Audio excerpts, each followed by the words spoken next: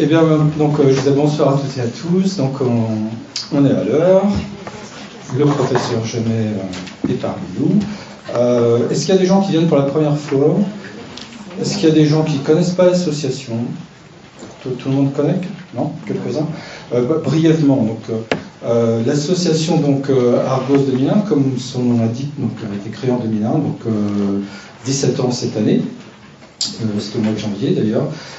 C'est une association qui est là pour accompagner les patients et les proches.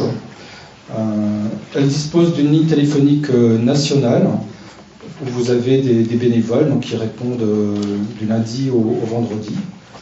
Tous les matins, ce sont des patients également et des proches. Ce soir, la conférence est organisée plus particulièrement par les bénévoles de l'antenne Île-de-France. Argos 2001, c'est un certain nombre d'antennes qui ont vocation à se développer parce qu'on ne couvre pas encore tout le territoire. L'objet de l'association, c'est bien ça, c'est de répondre aux besoins des patients et des proches partout là où il y a des besoins. Concernant l'antenne Île-de-France, certains parmi vous les fréquentent certainement, nous faisons de nombreux groupes de parole toutes les semaines. Des groupes de parole pour les patients et proches, d'autres où il y a uniquement les patients, d'autres enfin les proches. Nous faisons également des accueils personnalisés à différents endroits, au siège, au 119 rue des Pyrénées, mais également de l'autre côté de la rue, donc à la maison des usagers, à l'hôpital Sainte-Anne, à la maison de la santé, à la Cité des sciences et de l'industrie, à l'hôpital Corentin-Selton, là aussi avec des accueils que l'on souhaite développer. Pour cela, on a besoin de nouveaux bénévoles, pour répondre, comme je disais tout à l'heure, à toutes les attentes. On a aussi besoin d'adhérents. Si vous n'avez pas encore d'adhérents, si vous n'êtes pas encore adhérent, eh bien, n'hésitez pas. Vous aurez des bulletins d'adhésion à la sortie si vous le souhaitez, parce qu'effectivement, une association ne vit pas sans moyens financiers et on ne peut pas compter uniquement que sur les subventions de l'État. Voilà, donc je ne vais pas être trop long. Je vais passer la parole au professeur Philippe Jamet, qui nous fait l'honneur une seconde fois de venir pour l'association Argos 2001, puisqu'il était venu le 30 mars dernier lors de la 3e journée mondiale des troubles bipolaires qui avait eu lieu justement à la maison de la santé. Donc, vous pouvez éteindre vos portables, en tout cas vous les mettre en vibreur. Voilà, donc je vous souhaite une bonne conférence. Professeur. Merci beaucoup pour cette invitation, qui est un plaisir pour moi et un honneur, parce que effectivement, j'estime d'avoir eu au fond beaucoup de chance, d'avoir pu me retrouver comme cela dans un des premiers services de psychiatrie, le premier d'ailleurs créé en France, systématiquement dédié aux adolescents et jeunes adultes, et d'y avoir travaillé parce que c'est une expérience de vie assez extraordinaire de pouvoir se retrouver avec des adolescents en difficulté, et puis d'avoir la chance d'avoir pu travailler 40 ans et maintenant d'avoir 50 ans de recul. Et j'ai des patients que j'ai pu connaître, des anciens patients que j'ai pu suivre. Je n'ai jamais suivi plus d'une dizaine d'années, mais que j'ai pu soigner dans les années 70 et avec qui j'ai des liens. J'avais encore un SMS tout à l'heure de quelqu'un qui avait été comme ça hospitalisé. Et dans ce contact, d'avoir beaucoup de contacts, ou de retrouver, aussi à l'occasion de conférences ou autres, des patients, et donc d'avoir des parcours de vie. Et je me dis que vraiment c'est une leçon de vie, pour moi assez extraordinaire, qui est très révélatrice, je trouve, des potentialités humaines, c'est-à-dire de cette capacité d'aller vers la créativité, ou par moment, et pas par hasard, se retrouver plongé dans la destructivité, mais pouvoir aussi en ressortir, mais certains n'en ressortent pas. Et que tout ça, parce que non pas qu'ils l'ont voulu, mais parce que probablement il n'y a pas assez de confiance pour pouvoir se donner les moyens pour en sortir. Et donc il y a quelque chose comme cela de triste, et bien à l'image de ce qu'est l'être humain. Nous avons tant de possibilités créatrices et nous passons tant de temps à détruire. On a qu'à regarder le monde partout. Bon, pourquoi voilà, toute cette tension, et que nous pourrions arriver maintenant, par la connaissance que nous avons de notre fonctionnement, qui est un acteur de liberté, à comprendre quand même qu'on pourrait prendre le parti de la vie, c'est-à-dire de l'échange, de ce que j'appelle la créativité. La vie, c'est une co-construction permanente qu'on ne maîtrise jamais. C'est bien ça le problème. Donc on dépend de la réponse des autres, et c'est toujours au risque de la déception. J'y reviendrai beaucoup. La déception est au cœur des tragédies humaines, parce que voilà, la déception, c'est central, je dirais, c'est le cancer des émotions. C'est-à-dire, la déception, elle est à la mesure de l'attente. Si vous attendez peu, si vous avez un appétit discret, c'est pas péjoratif quand je dis, genre c'est tranquille, qui goûte une vie comme ça, c'est paisible. Bon, il n'y aura pas de choses très très grandioses, mais plus vous attendez, plus vous pouvez faire des choses extraordinaires, mais plus vous pouvez être déçu. Et la déception peut conduire à une destructivité à la mesure des attentes. Et c'est ça que m'a montré de façon caricaturale ces troubles dits psychiques, si peu psychiques, mais tellement biologiques et émotionnels, et donc et leur évolution. Et j'ai eu aussi la chance d'être dans une époque où on a fait plus de progrès dans la connaissance du comment de la vie, pas du pourquoi, on est toujours au même point, donc pas besoin de s'entretuer sur nos croyances, mais au niveau du pourquoi, oui, on a plus appris dans ces 50 dernières années que dans toute l'histoire de l'humanité, et on n'en est qu'au début. Et plus on commence à comprendre un peu les mécanismes de la vie, plus ils sont complexes, plus ils sont extraordinaires, plus ils inspirent le respect. Et je pense que là, il y aurait quelque chose qui peut-être pourrait, on pourrait en former le vœu, de nous protéger de ces tentations destructrices qui sont souvent donc la réponse à la déception, au sentiment de ne pas être reconnu, au sentiment d'échec, au sentiment d'impuissance. Et si, quand vous êtes impuissant, j'y reviendrai, il y a quelque chose qui est toujours possible, c'est détruire. Alors que tout ce qui est de la vie, on ne peut pas le maîtriser. Voilà, je vous le dis d'emblée. Alors on peut dire que c'est pas très optimiste, en même temps si, c'est ça le charme de la vie, c'est que justement ça ne se maîtrise pas. C'est une rencontre, et la rencontre, elle est à deux, au minimum. Donc il faut qu'il y ait un accord de l'autre, une participation. La vie, c'est ça, c'est cet échange. Et quand on veut se passer de l'autre et tout maîtriser, eh bien, il n'y a que par la destruction. Un exemple tout de suite, si vous voulez être sûr du résultat des examens, je vous dis, j'ai eu beau chercher, il n'y a qu'une seule solution, c'est de ne pas le passer. Et là, vous êtes sûr du résultat. Si vous le passez, voilà. Même si vous avez 99,9% de chances de le réussir, vous pouvez tomber sur quelqu'un qui vous met en échec. Et voilà. Et si vous n'avez peur des échecs, si vous en avez déjà eu, si vous êtes humilié, eh bien, souvent, on va préférer ne pas tenter pour ne pas être déçu. C'est pareil dans les relations affectives, c'est pareil à tous les niveaux. Hein. C'est pas du masochisme. Ça peut le devenir, mais ce n'est pas. C'est profondément, et c'est ça qu'il y a de triste, c'est choisir d'être soi-même l'acteur de ces déceptions plutôt que de les supporter de la part des autres. Et ça, c'est une tendance humaine terriblement ravageuse. Bon. Donc, c'est ça que m'a appris ce suivi de ces patients, donc avec cette très grande richesse, et donc ce témoignage d'anciens patients qui me montrent combien, pas seulement de troubles bipolaires, parce que pour moi, on parlera des troubles bipolaires, voilà, on sait que là, il a un impact nouveau. Je pense que ça peut être un accélérateur, ce trouble bipolaire, formidable de l'introvision des troubles psychiatriques. Parce que justement, ils sont très caractérisés. Il y a cet aspect d'opposition, de contraste entre la dépression et l'excitation maniaque. Comment des contraires, finalement, ne sont que les deux faces d'une même force. Que si on a cette force et de cette appétence, et ça, la part biologique est importante, eh bien, elle peut être aussi bien vers la destructivité que vers la créativité. Je crois que ça donne un sens très fort à ce qu'est le vivant. Le vivant, c'est une tension permanente entre des contraires, on y reviendra. Donc, c'est vrai que les bipolaires sont un exemple tout à fait parlant. C'est les plus anciens parmi les troubles psychiatriques reconnus parce qu'effectivement, ils font du bruit, ils se voient. et qu'ils interrogent sur ce passage, en effet, d'un état d'humeur à un autre, depuis l'Antiquité. Et donc là, maintenant, le fait de changer on voit l'importance de ne plus parler psychose maniaco-dépressive, mais de parler de troubles bipolaires, et que ça peut nous aider à remettre en cause un peu une partie des références psychiatriques que nous avons acquises, qui étaient importantes, mais c'est un domaine difficile. Encore une fois, c'est aussi les apports de la neurobiologie de ces derniers 50 ans qui nous permettent de progresser beaucoup dans tout cela. Eh bien, il y a une révision à faire de la psychiatrie. On a eu besoin, bien entendu, comme toujours, dès qu'on veut essayer de comprendre, eh bien, il faut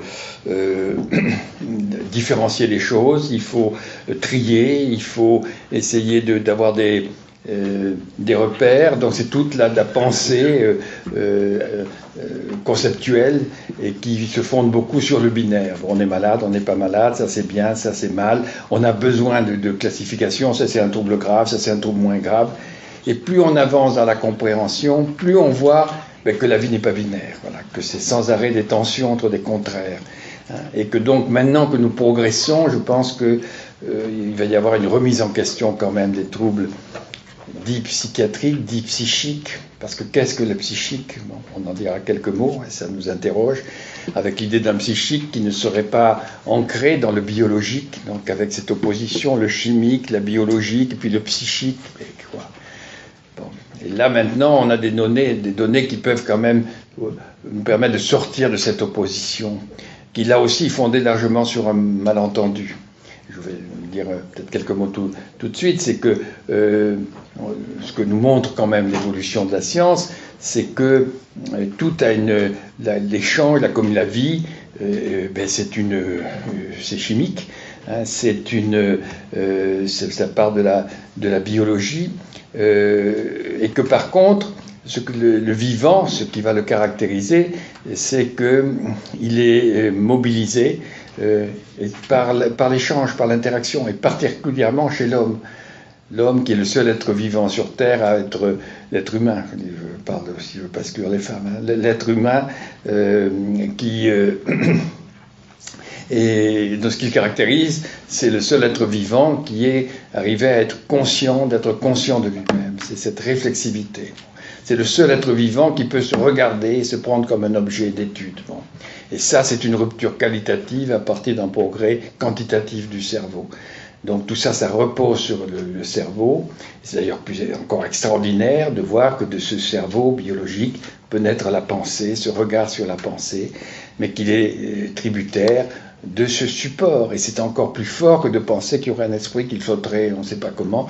Ben, non, il est le produit justement de cette matérialité. Et ce qu'on peut appeler le psychique, c'est que justement, ce cerveau biologique, ce qui va le mouvoir, le mettre en œuvre, le mobiliser, eh bien, c'est le relationnel. Alors, je crois que c'est là où il y a une confusion. On dit c'est psychique parce que si on est gentil avec lui, s'il n'est plus seul, eh bien, il va mieux. Il le voyait bien que c'est...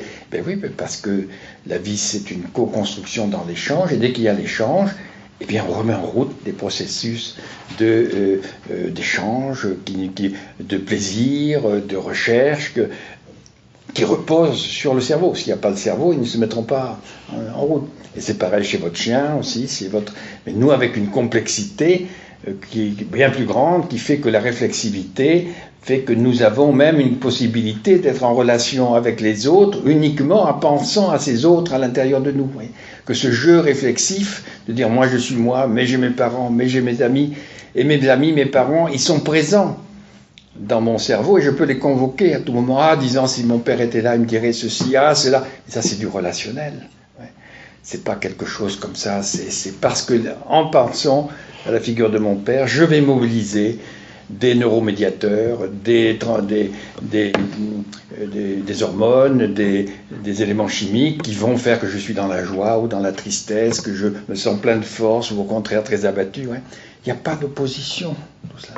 Il faut sortir de cette idée-là, et c'est encore une fois tout à l'honneur du vivant, quelle que soit l'origine, le pourquoi du vivant, sur lequel on n'est peut-être pas prêt d'avoir des informations sûres, mais chacun peut garder ses croyances et voir que c'est bien encore plus extraordinaire que tout ça soit parti du même point de départ. Donc là, nous avons depuis 50 ans, et on a bénéficié de cela. Et moi, j'ai été témoin au niveau de la psychiatrie de ces combats, justement, entre le psychique, le biologique, comment c'était, on voulait opposer les choses les unes aux autres. Et puis là, moi, je suis arrivé, terminer mon internat en 68. Là, c'est le moment de l'apparition de la découverte de l'effet de régulateur de l'humeur du lithium. Tout ça grâce à un psychiatre danois, dont le nom m'échappe à l'instant, mais qui est bien connu, et qui s'était aperçu pendant la guerre que dans des états en effet de troubles de l'humeur, notamment maniaques, le lithium améliorait très vite la situation, les sels de lithium. Mais il avait des effets secondaires très importants qui fait qu'on a arrêté. Et lui a continué avec des doses très minimales. Et 20-30 ans après, il a pu dire, regardez sur ma cohorte, ceux qui sont traités par le lithium n'ont pratiquement pas de récidive de troubles de l'humeur. Et quand c'est paru dans un journal américain en 67, si je me souviens bien, quelque chose comme ça, dans l'année, le diagnostic de psychose maniaco-dépressive a augmenté de 800%. C'est-à-dire, vous voyez combien c'était lié au fait de pouvoir avoir un médicament. Dès qu'on avait un peu un trouble de l'humeur, on jouait sur cette carte parce que là, on avait un médicament, y compris dans beaucoup de formes de schizophrénie. Et ça nous interroge, ça montre bien que cette classification, oui, c'est un effort normal, mais qu'il n'y a pas comme ça de séparation si forte. On sait bien que les troubles psychotiques, les troubles névrotiques, c'était important de le penser. Maintenant, on peut aller au-delà, et c'est bien pour ça que vous voyez combien on parle maintenant d'état limite, borderline, on parle de plus en plus de troubles de la personnalité, de troubles du caractère. C'est bien parce qu'on n'arrive pas à enfermer de manière les gens dans une catégorie qui serait une maladie. Et tout ça, ça nous interroge très profondément sur le sens de ces maladies dites psychiatriques.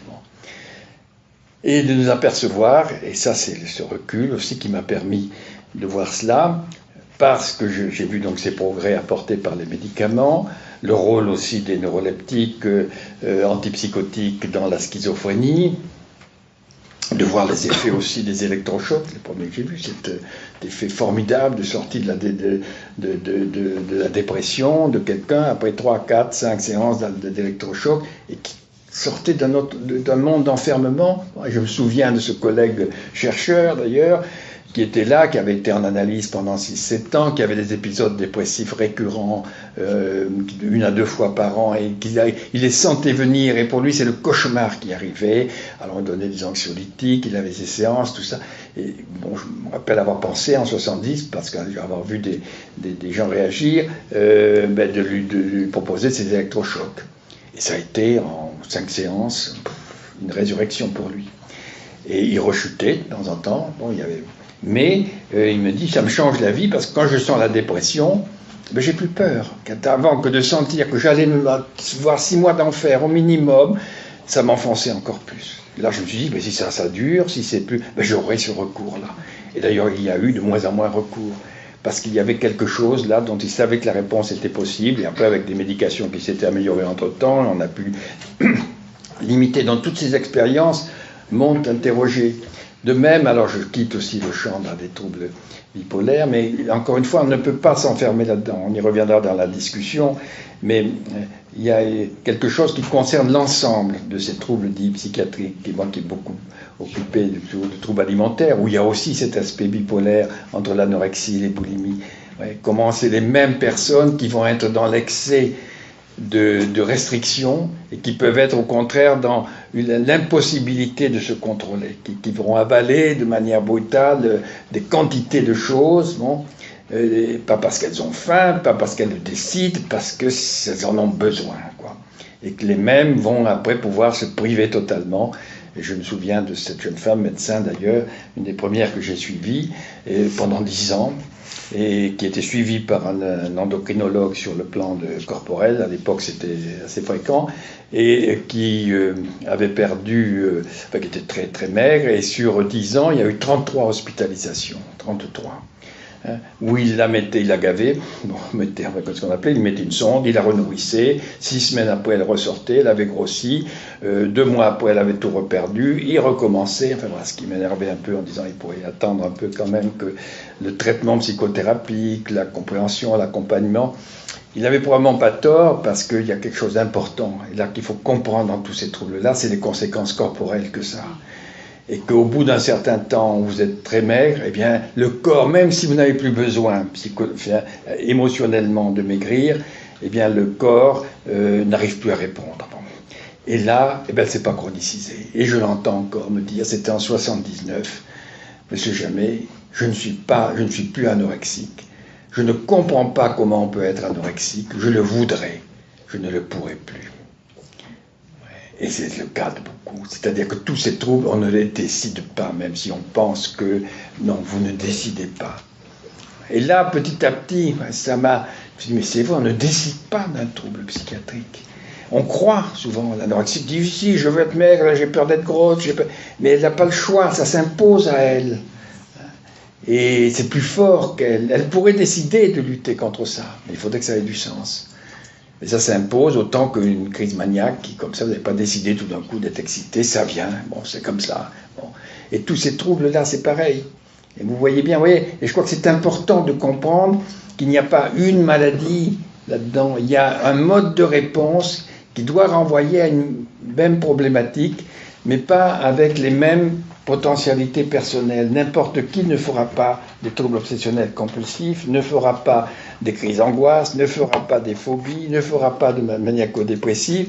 C'est-à-dire qu'il faut avoir des dispositions, des prédispositions d'origine forcément génétique. Ce qui ne veut pas dire qu'il y a un gène, mais qu'il y a des facteurs qui vont faire qu'on va, en cas de, disons, pour parler rapidement de stress, on va répondre plus sur un mode ou sur un autre. Mais vous ne choisissez pas votre mode. Et là, bon, les phobies, tout le monde en a un petit peu, surtout les femmes. Bon, oui, ça fait rire toujours parce qu'on dit, on essaie de voir les différences. Bon, c'est vrai, c'est un peu plus féminin. Les tocs, c'est un peu plus masculin, c'est pas meilleur. Hein. Bon, les troubles obsessionnels compulsifs, ouais, c'est un peu plus masculin.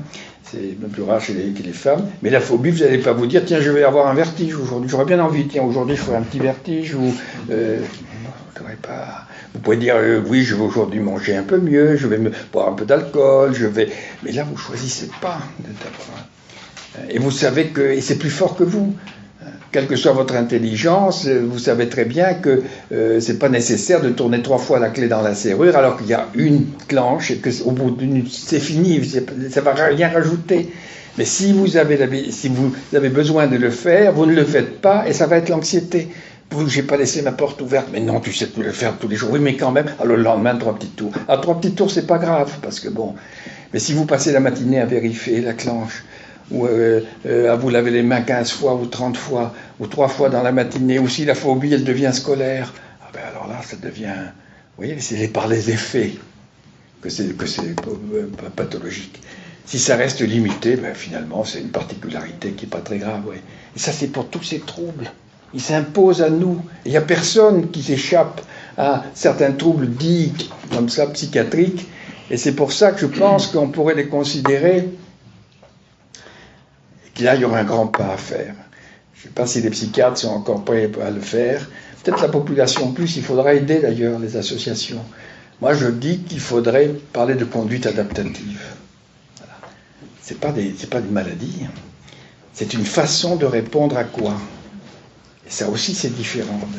C'est pas, vous n'avez pas attrapé un virus, vous n'avez pas la maniaco-dépressive, c'est pas tout d'un coup un virus, une lésion cérébrale, une hémorragie, une tumeur, non. Bon.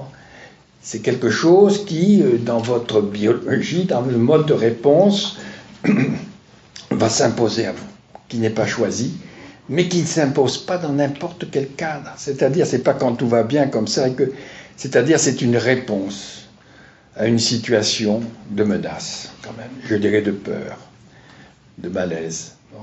Mais qui peut être déclenché par des choses différentes. On sait bien que ça peut être déclenché par un deuil, par un échec, par une rupture sentimentale, mais aussi par une promotion, une rencontre amoureuse. Parce que ça va soulever plein de plaisir, mais autant d'inquiétude. Où est-ce que ça va me mener? Et je sens que je suis un peu débordé, et je dépends de l'autre, et on m'a mis une promotion, mais je ne vais pas y arriver, je ne suis pas assez sûr de moi. Ça peut déclencher des épisodes, en effet, bipolaires. Hein. Aussi bien, vous voyez, des échecs que c'est-à-dire c'est des situations, au fond, qui provoquent, pour parler assez simplement, un stress. Et tous les troubles psychiatriques, c'est comme ça. C'est pas tout d'un coup un virus qui vous tombe sur la tête. C'est qu'il y a dans la conjoncture, et quelquefois très progressivement, lentement, un malaise qui s'installe. Et ce malaise, il a toujours à voir, je crois, avec ce dont je parlais tout à l'heure, avec un fond de déception. On attendait autre chose. Si tout on est content, si on est assez sûr de soi, si on ne fera pas de troubles. Bon. Mais dès qu'il y a quelque chose qu'on ne maîtrise plus, qui nous échappe, où on se sent menacé, au niveau de notre image de nous-mêmes, au niveau de notre sentiment de sécurité, au niveau... Eh bien, on est biologiquement programmé pour répondre à un stress par des tas de modifications chimiques, les cortisones, les hormones, les tel ou tel neuromédiateur vont se mobiliser. Et quand on l'a, mais souvent on est un peu moins mal, on se rassure, plus qu'avant. Si vous faites finalement l'anorexie, ben sur le moment, ben ça vous rassure. Bon, vous avez trouvé un mode de réponse. Vous courez toute la journée, vous restreignez, vous maîtrisez les choses, vous sentez bien que tout ça, c'est pas parfait, mais c'est moins mal. Si vous demandez quelqu'un qui se scarifie, qu'est-ce qu'il va vous dire? Et on le voit quelquefois autour des épisodes dépressifs. Eh bien, qui se scarifie, il va vous dire, mais pourquoi je ne sais pas, c'est moi, c'est pas moi, c'est plus fort que moi. Et ça me soulage. Par contre, si vous lui dites, ça vous soulage, moi j'ai bon cœur, vous allez voir, passez-moi votre bras, détendez-vous, et ça va pas, vous êtes fou, non, mais bon. L'autre jour, justement, j'avais une jeune fille qui me disait, voilà, je me scarifie, je lui dis, mais si c'était moi qui le faisais. Alors elle a eu ce cri, qui était très beau, très spontané, mais ça me ferait mal. Et j'ai dit, là, vous avez tout compris. C'est que quand c'est vous qui vous ne sentez même plus la douleur, parce que vous êtes l'acteur. Et là, il y a quelque chose, je pense, dans l'humain, d'extrêmement fort. C'est qu'on est programmé, et on y reviendra tout à l'heure, comme tous les êtres vivants, pour réagir à une menace de manière active. Ça, c'est biologique.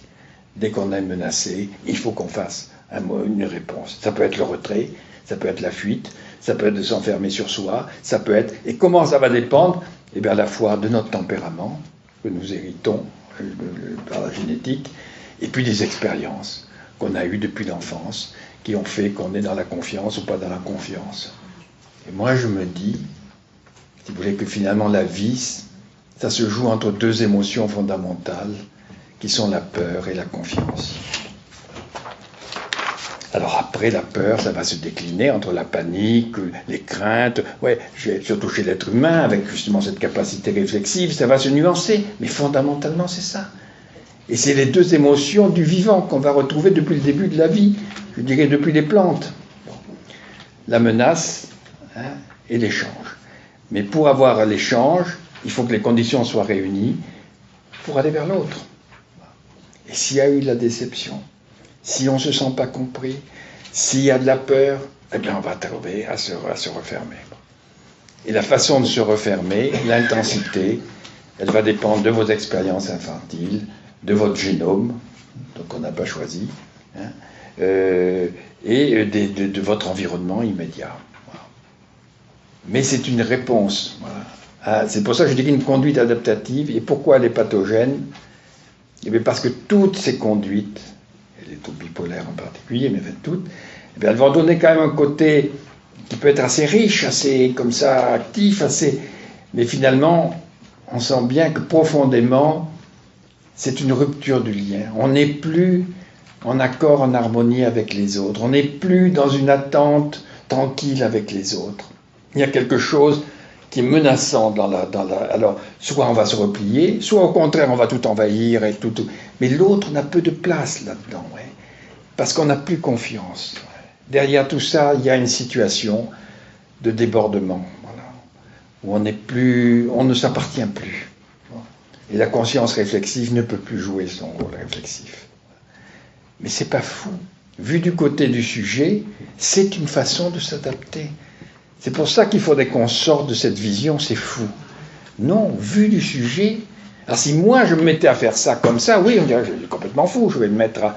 Mais eux, c'est pas ça, c'est pas qu'ils décident pas.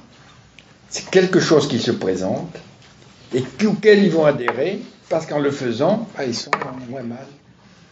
Et ça, c'est quelque chose qui est totalement oublié. Si je me reproche une chose, ça ne sert à rien de se reprocher de toute façon, mais je veux dire, si ça me sert de leçon, puisque c'est fait, c'est qu'on fonctionne d'une manière encore trop médicale là-dessus.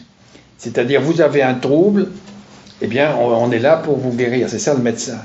Alors c'est vrai, si vous avez le sida, si vous avez la tuberculose, si vous avez une fracture du fémur, on ne va pas vous dire, mais quelle est votre philosophie de la vie? Est-ce que la vie vous convient? Non, on va vous dire, commencez par me réparer, puis on verra le reste. Le reste est important. Mais si vous avez un trouble psychiatrique, justement, c'est pas la même chose. Et je me dis, voyez, maintenant, ça c'est depuis peu de temps que je me dis ça, parce que je dû intervenir pas mal auprès d'addictologues. Mais au fond, je pense maintenant que les addictions pourraient être un modèle de compréhension des troubles psychiatriques et pas l'inverse. C'est-à-dire que les addictions, c'est ça. C'est de façon à la fois justement caricaturale, parce que vous n'avez pas perdu tous vos moyens de contrôle, mais vous allez vers un produit, pas parce que comme ça, vous savez, vous l'avez vraiment décidé, c'est parce que, il va vous apaiser.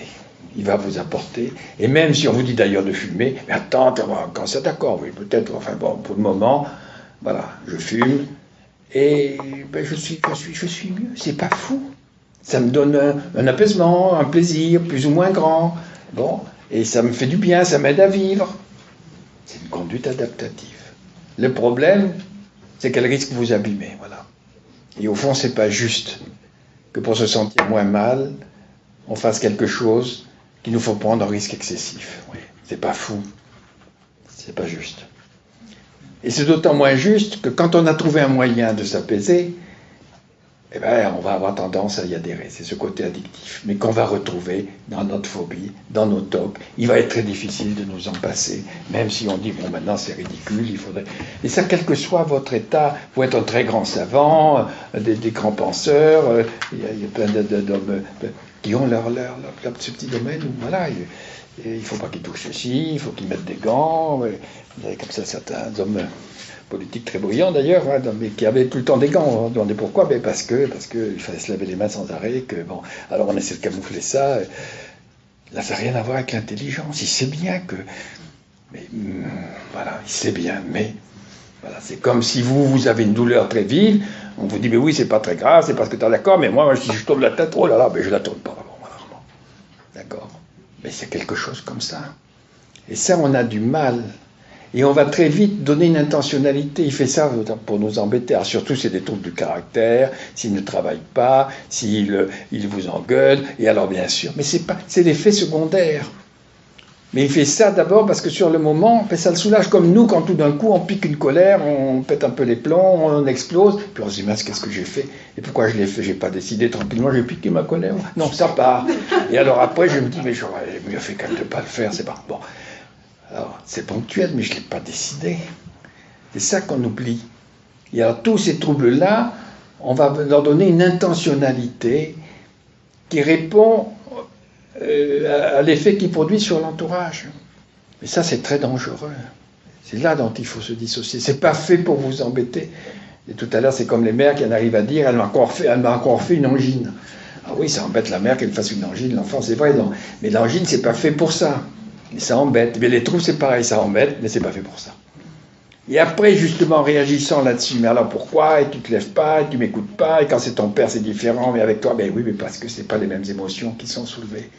Bon. Et en faisant quelque chose d'intentionnel, on le renforce. Et ça devient une lutte de pouvoir. Alors c'est pas pour ça qu'il faut dire, ben oui, on n'a qu'à le laisser, t'es pour petit. Non, c'est pourquoi c'est pas juste, parce que c'est pas juste, parce que c'est toi que ça prive aussi. C'est-à-dire tous ces comportements psychiatriques vont avoir pour effet de nous couper de ce à quoi on a droit et qui est au fondement de la vie, c'est-à-dire se nourrir des autres. Et ça va couper au niveau des connaissances, des apprentissages, au niveau de la sociabilité, au niveau des soins du corps, enfin en gros les trois grands domaines d'échange. Et bien là, ça va avoir des conséquences négatives. Bon.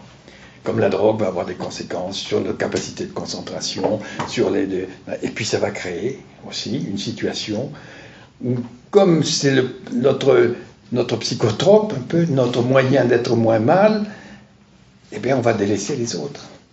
Et on ne va plus pouvoir sentir qu'en allant parler, en ayant du plaisir à échanger avec d'autres, ça apporte petit à petit, ça va prendre le pas et ça devient le seul moyen.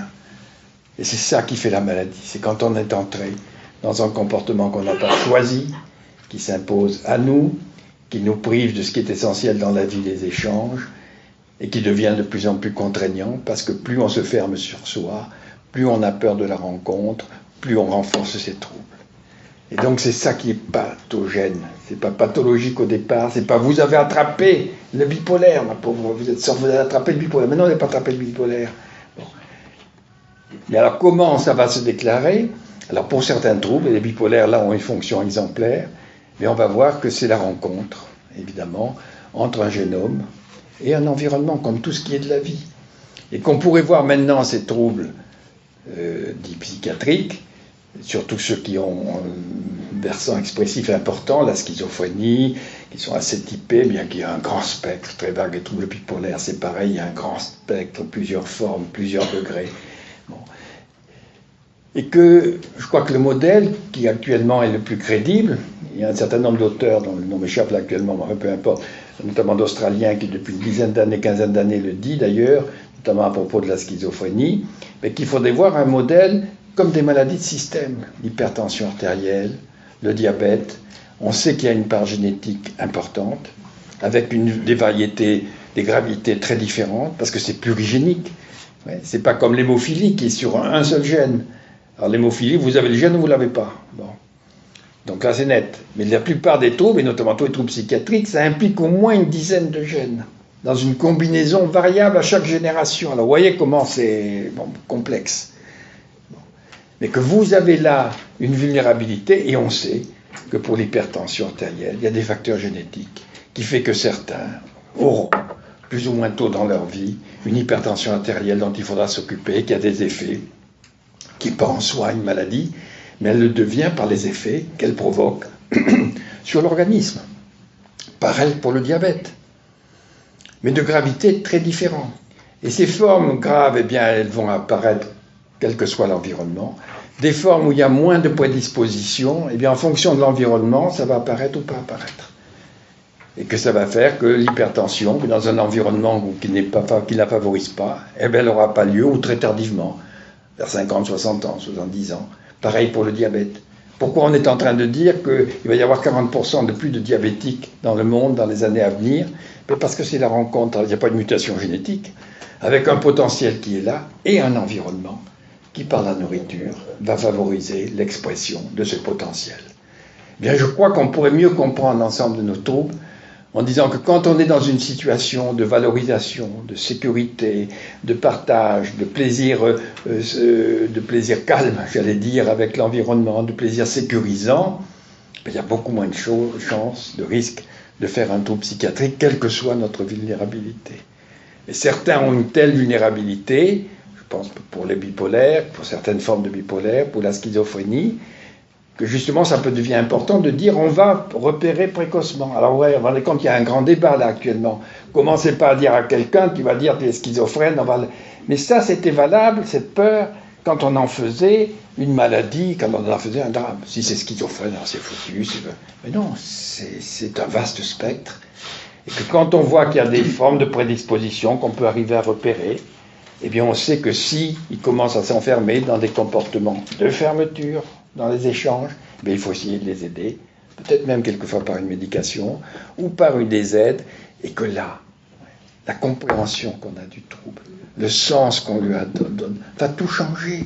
Si on vous dit t'es schizophrène, c'est-à-dire t'es fou, c'est la maladie, tu risques de tuer père et mère, tu es incontrôlable, surtout il ne faut pas en parler, comme on disait autrefois, de la tuberculose, du cancer, il ne fallait pas en parler.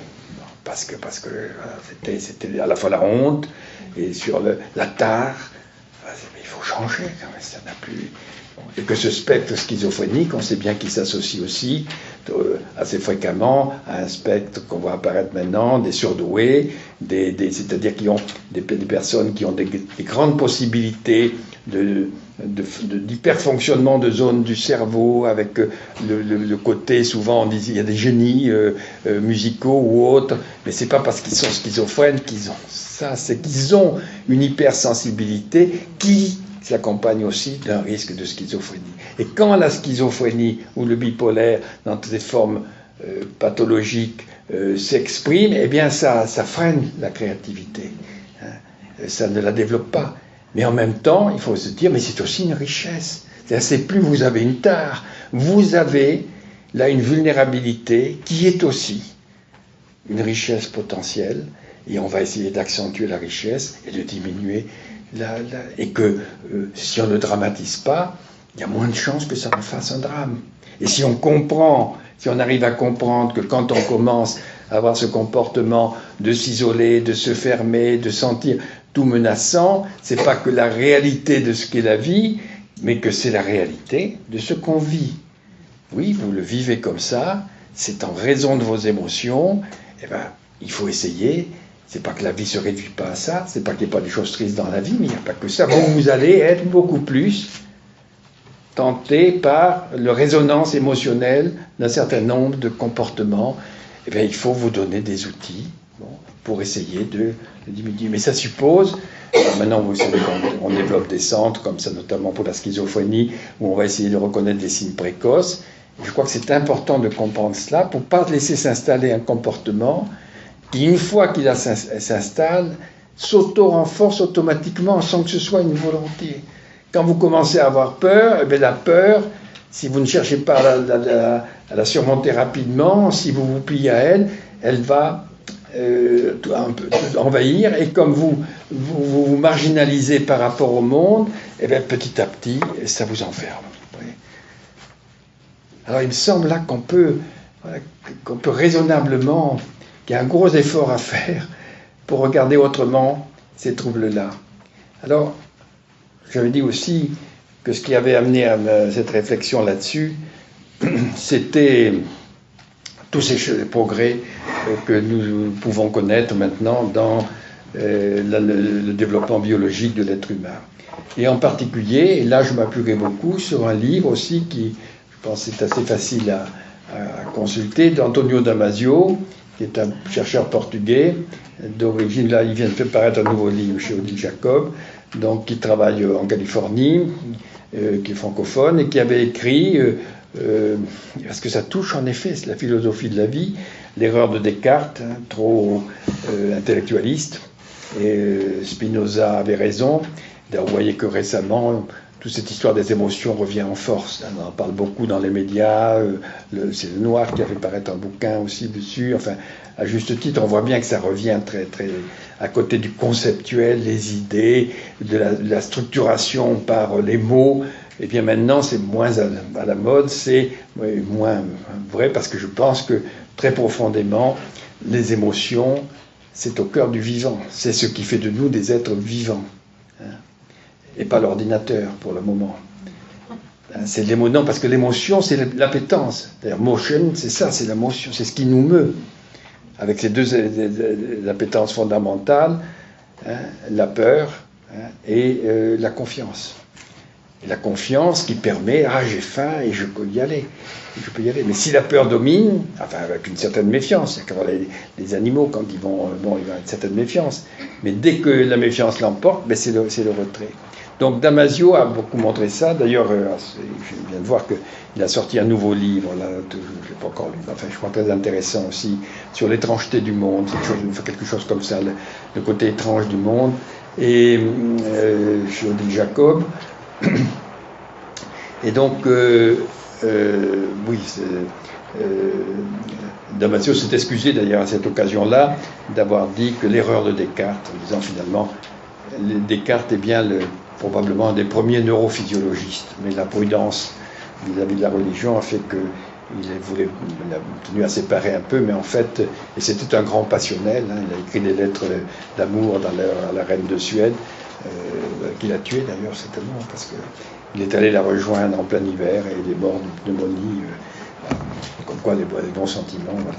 Enfin bon, je plaisante, mais enfin, donc il était beaucoup plus, c'était pas l'intellectualiste qu'on a voulu dire, hein, et les émotions étaient très présentes. Alors Spinoza les a mis en valeur, mais ce qui est plus intéressant, c'est ce que nous apporte la science à l'heure actuelle, c'est-à-dire vraiment la découverte de l'origine du vivant. Et là, je crois que vraiment il faudrait qu'on l'enseigne très tôt.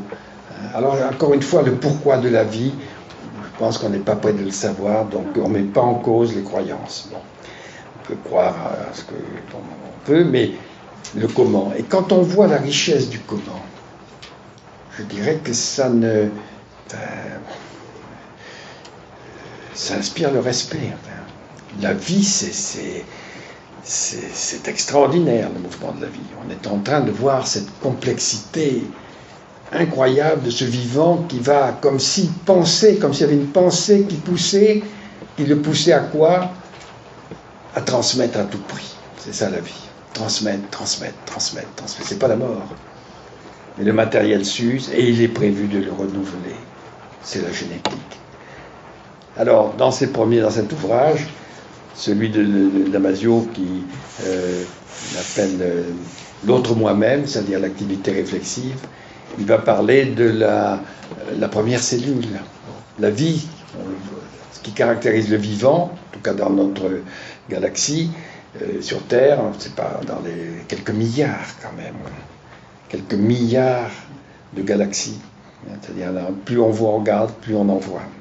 Nous, on est tout petit là-dedans. Et on se prend très au sérieux. Enfin bon, on est tout petit quand même là-dedans. Et donc, la vie sur notre Terre, en tout cas, ça a commencé par une cellule, c'est-à-dire l'individualisation. Par rapport au magma rocheux, à queue, la vie, c'est un territoire. C'est intéressant hein, dans le débat actuel. Donc la vie, c'est une frontière, une membrane, et à l'intérieur, les circuits appétitifs, on va chercher au dehors ce dont on a besoin, les circuits aversifs, on se protège de l'agression, et puis le génome, hein, les briques, c'est-à-dire ces quelques protéines qui vont permettre que la cellule se duplique. Et la vie est partie. Comme quelques trucs sur l'ordinateur, quelques protéines vont donner l'adénome, et la cellule, avant de disparaître, va se dédoubler, elles vont se développer, ça va donner en quelques milliards d'années la richesse du vivant, c'est-à-dire le vivant, c'est pas une cellule, c'est après des tas de cellules, des mutations génétiques, des végétaux, il n'y a pas un type de végétaux, il y en a des millions.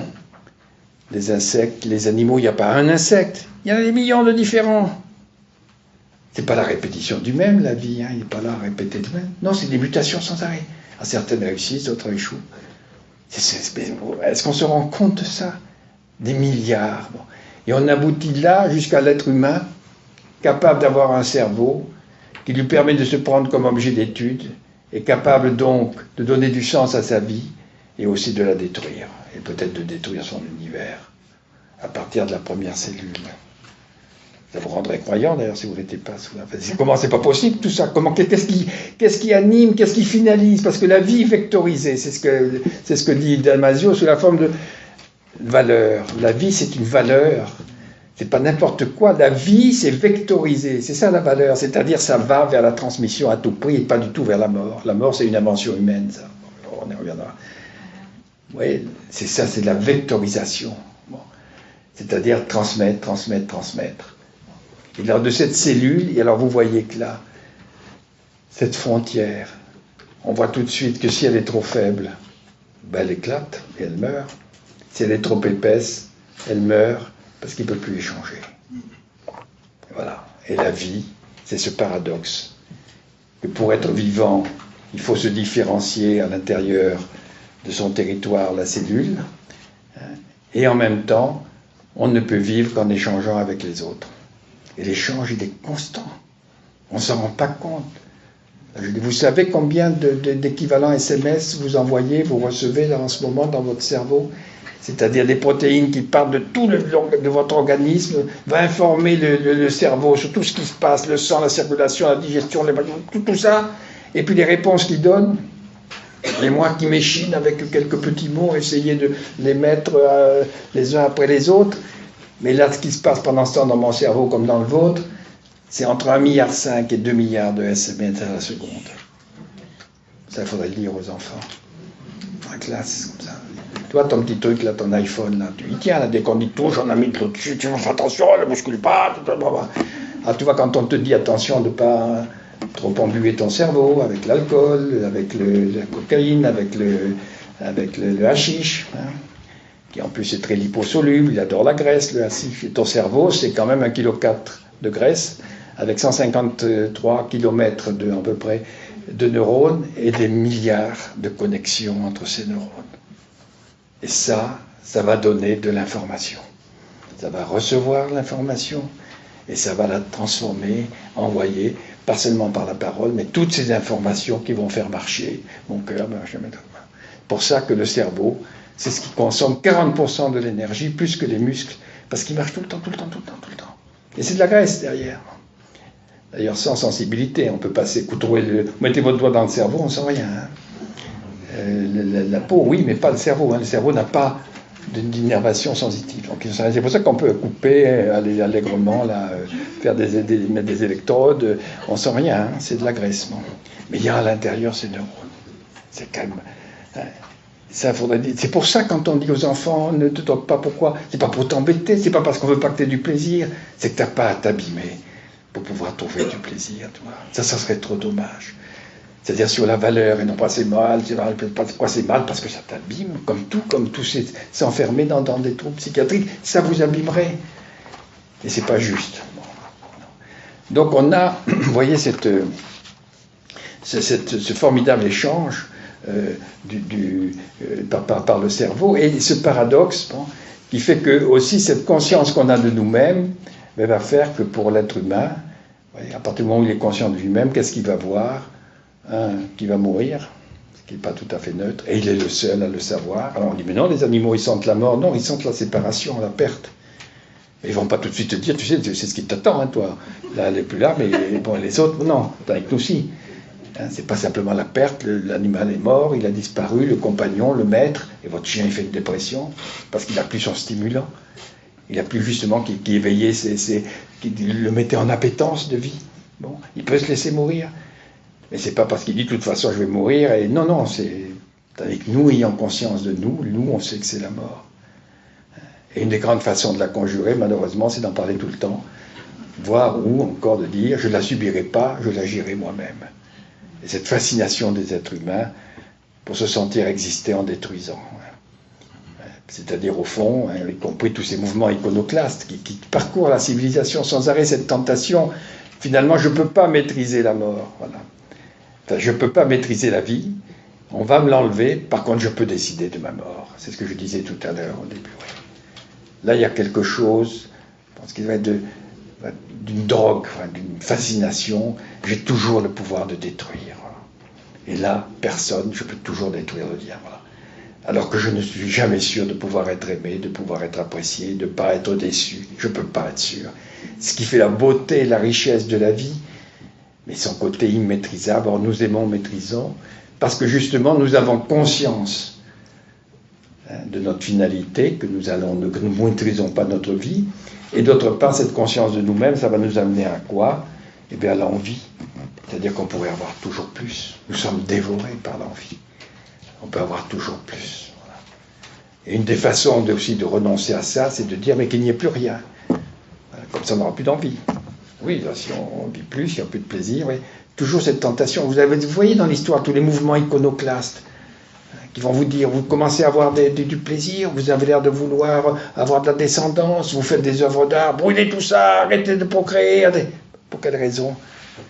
Je crois qu'il y a le fantasme, c'est que vous devenez votre propre créateur, puisque vous arrêtez la vie, elle va disparaître après vous, et vous redevenez le plus fort. Quel est l'intérêt?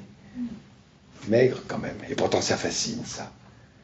Cette fascination de pouvoir se priver, parce que comme ça, quand arrivent des choses qu'on n'a pas décidées, on a perdu un être aimé, j'ai été abandonné, il m'a trahi, eh bien non, comme ça, je n'attends rien.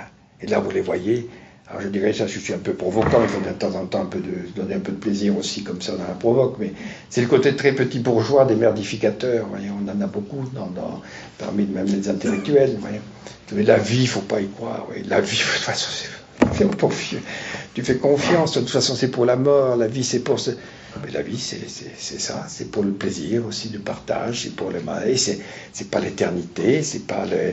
mais c'est aussi sacrément fort, voyez. Mais cette tentation de dire, puisque je ne la maîtrise pas, alors, voilà, on ne peut faire confiance en rien, ça n'aboutira jamais, de toute façon, ça se terminera mal, de toute façon. C'est-à-dire, je pense que c'est effectivement le côté petit bourgeois, c'est-à-dire, dès le départ, ils vont se mettre dans leur petite cabine, là, autour de leur tombe, là, à dire, de toute façon, on n'ira pas plus loin, on ne veut pas être pris. Oui, mais à vouloir ne pas risquer la vie, on s'enferme dans de la destruction. Et ça, c'est ce que, justement, pourquoi je le dis si fortement, parce que c'est ce que nous montrent, je pense, ces patients, cette tentation à un moment donné, et combien quand ils en sortent. Ouais. Et là, je reviens à ce que je disais tout à l'heure sur le contact avec d'anciens patients. Et là, j'ai eu, je le profite pour le signaler un peu, trois livres de patients, pas forcément que j'ai connus, mais enfin, que j'ai connus à un moment donné, notamment Paulo Tonka, Dialogue avec moi-même, un schizophrène témoigne.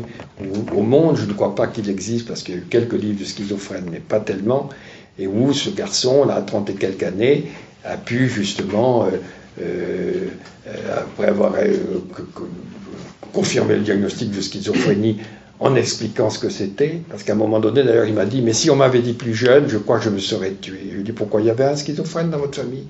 Elle me dit, oui. Il y avait un cousin, c'était le schizophrène. Alors, on dit, toi, il est zinzin là-bas, il est. Bon. Alors, on m'aurait dit ça. Bon. Et là, je dis, mais la schizophrénie, c'est un vaste spectre. On commence un peu à connaître un peu ça.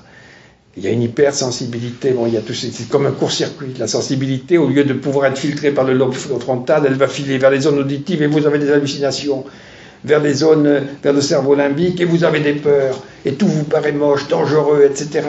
C'est pas un choix, ça s'impose à vous.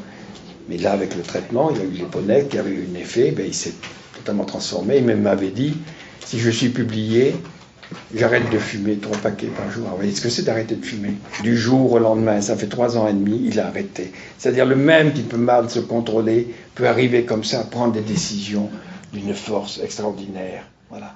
Parce que justement, ils sont pris dans des émotions massives, avec des circuits massifs, qui peuvent aboutir jusqu'à des catatonies, ouais, mais qui peuvent aussi donner une force. Voilà, c'est ça qu'il faut comprendre. Et il me disait l'autre jour aussi que c'est le même. Oui, quand il devait aller faire on était invité à on y allait ensemble à une soirée de la semaine de la psychiatrie en banlieue. Et il arrive en me disant, je lui avais dit de passer quand je l'amènerai en voiture. Et la veille, il avait la tache de ses lunettes qui était tombée. Alors il ne se sert pratiquement pas de ses lunettes, surtout quelque peu pour écrire, mais pas pour aller parler, parce qu'il parle sans papier. Bon, il n'avait pas besoin de ça. Et il me dit, quand j'ai perdu ça, mon ophtalmo est à Saumur chez mes parents, moi je vis à ici les Moulineaux, la panique, voilà, l'imprévu, oui, l'intolérance dans ces troubles-là, l'imprévu, et là le sentiment d'impuissance. Alors il a repensé à sa thérapeute qui lui dirait, il faut que maintenant tu sortes, que tu ailles voir s'il n'y a pas... Il est sorti, puis il s'est aperçu qu'il y avait un ophtalmo juste en face. Alors il y va, enfin un opticien d'ailleurs, pas un ophtalmo. Il lui présente ça, le type lui ramène 5 minutes après en lui disant, le second allait tomber, je les ai changés, comme je ne vous dois rien du tout. Il me dit, monsieur Jamais, j'ai eu un plaisir, comme je n'ai jamais eu dans ma vie. Alors on dit, il ne faut pas être très bien quand même pour avoir un plaisir comme ça. Mais non, c'est que... Vous voyez, ce qu'il faut ressortir là, c'est le petit enfant, qui là où il a peur du monde, et tout d'un coup, le monde est bien fait. Un peu comme nous, quand on est là à s'embêter sur notre ordinateur, puis tout d'un coup, miraculeusement, quelqu'un arrive, vous fait ça en 2, 3 trucs. Ah! Du coup, vous voyez, bon, enfin, on a des petites bouffées idiotes, enfin, de dire le monde est bien fait. Comme l'enfant, qui tout d'un coup tombe dans les bras de sa mère, et le même, voilà. Et là, vous avez compris quelque chose. L'important, c'est qu'ils arrivent à comprendre comment ils fonctionnent. que quand vous avez quelque chose d'imprévu et que vous n'y pouvez rien, c'est la panique qui revient. Cette même panique que vous aviez enfant ou adolescent quand vous étiez l'objet de harcèlement et qui vous sidère. Mais heureusement, maintenant, il y a ce lien de confiance, voilà, qui se maintient avec cette thérapeute. Vous dites, elle m'aurait dit ça, comme s'il le prenait par la main. Et du coup, je vais faire.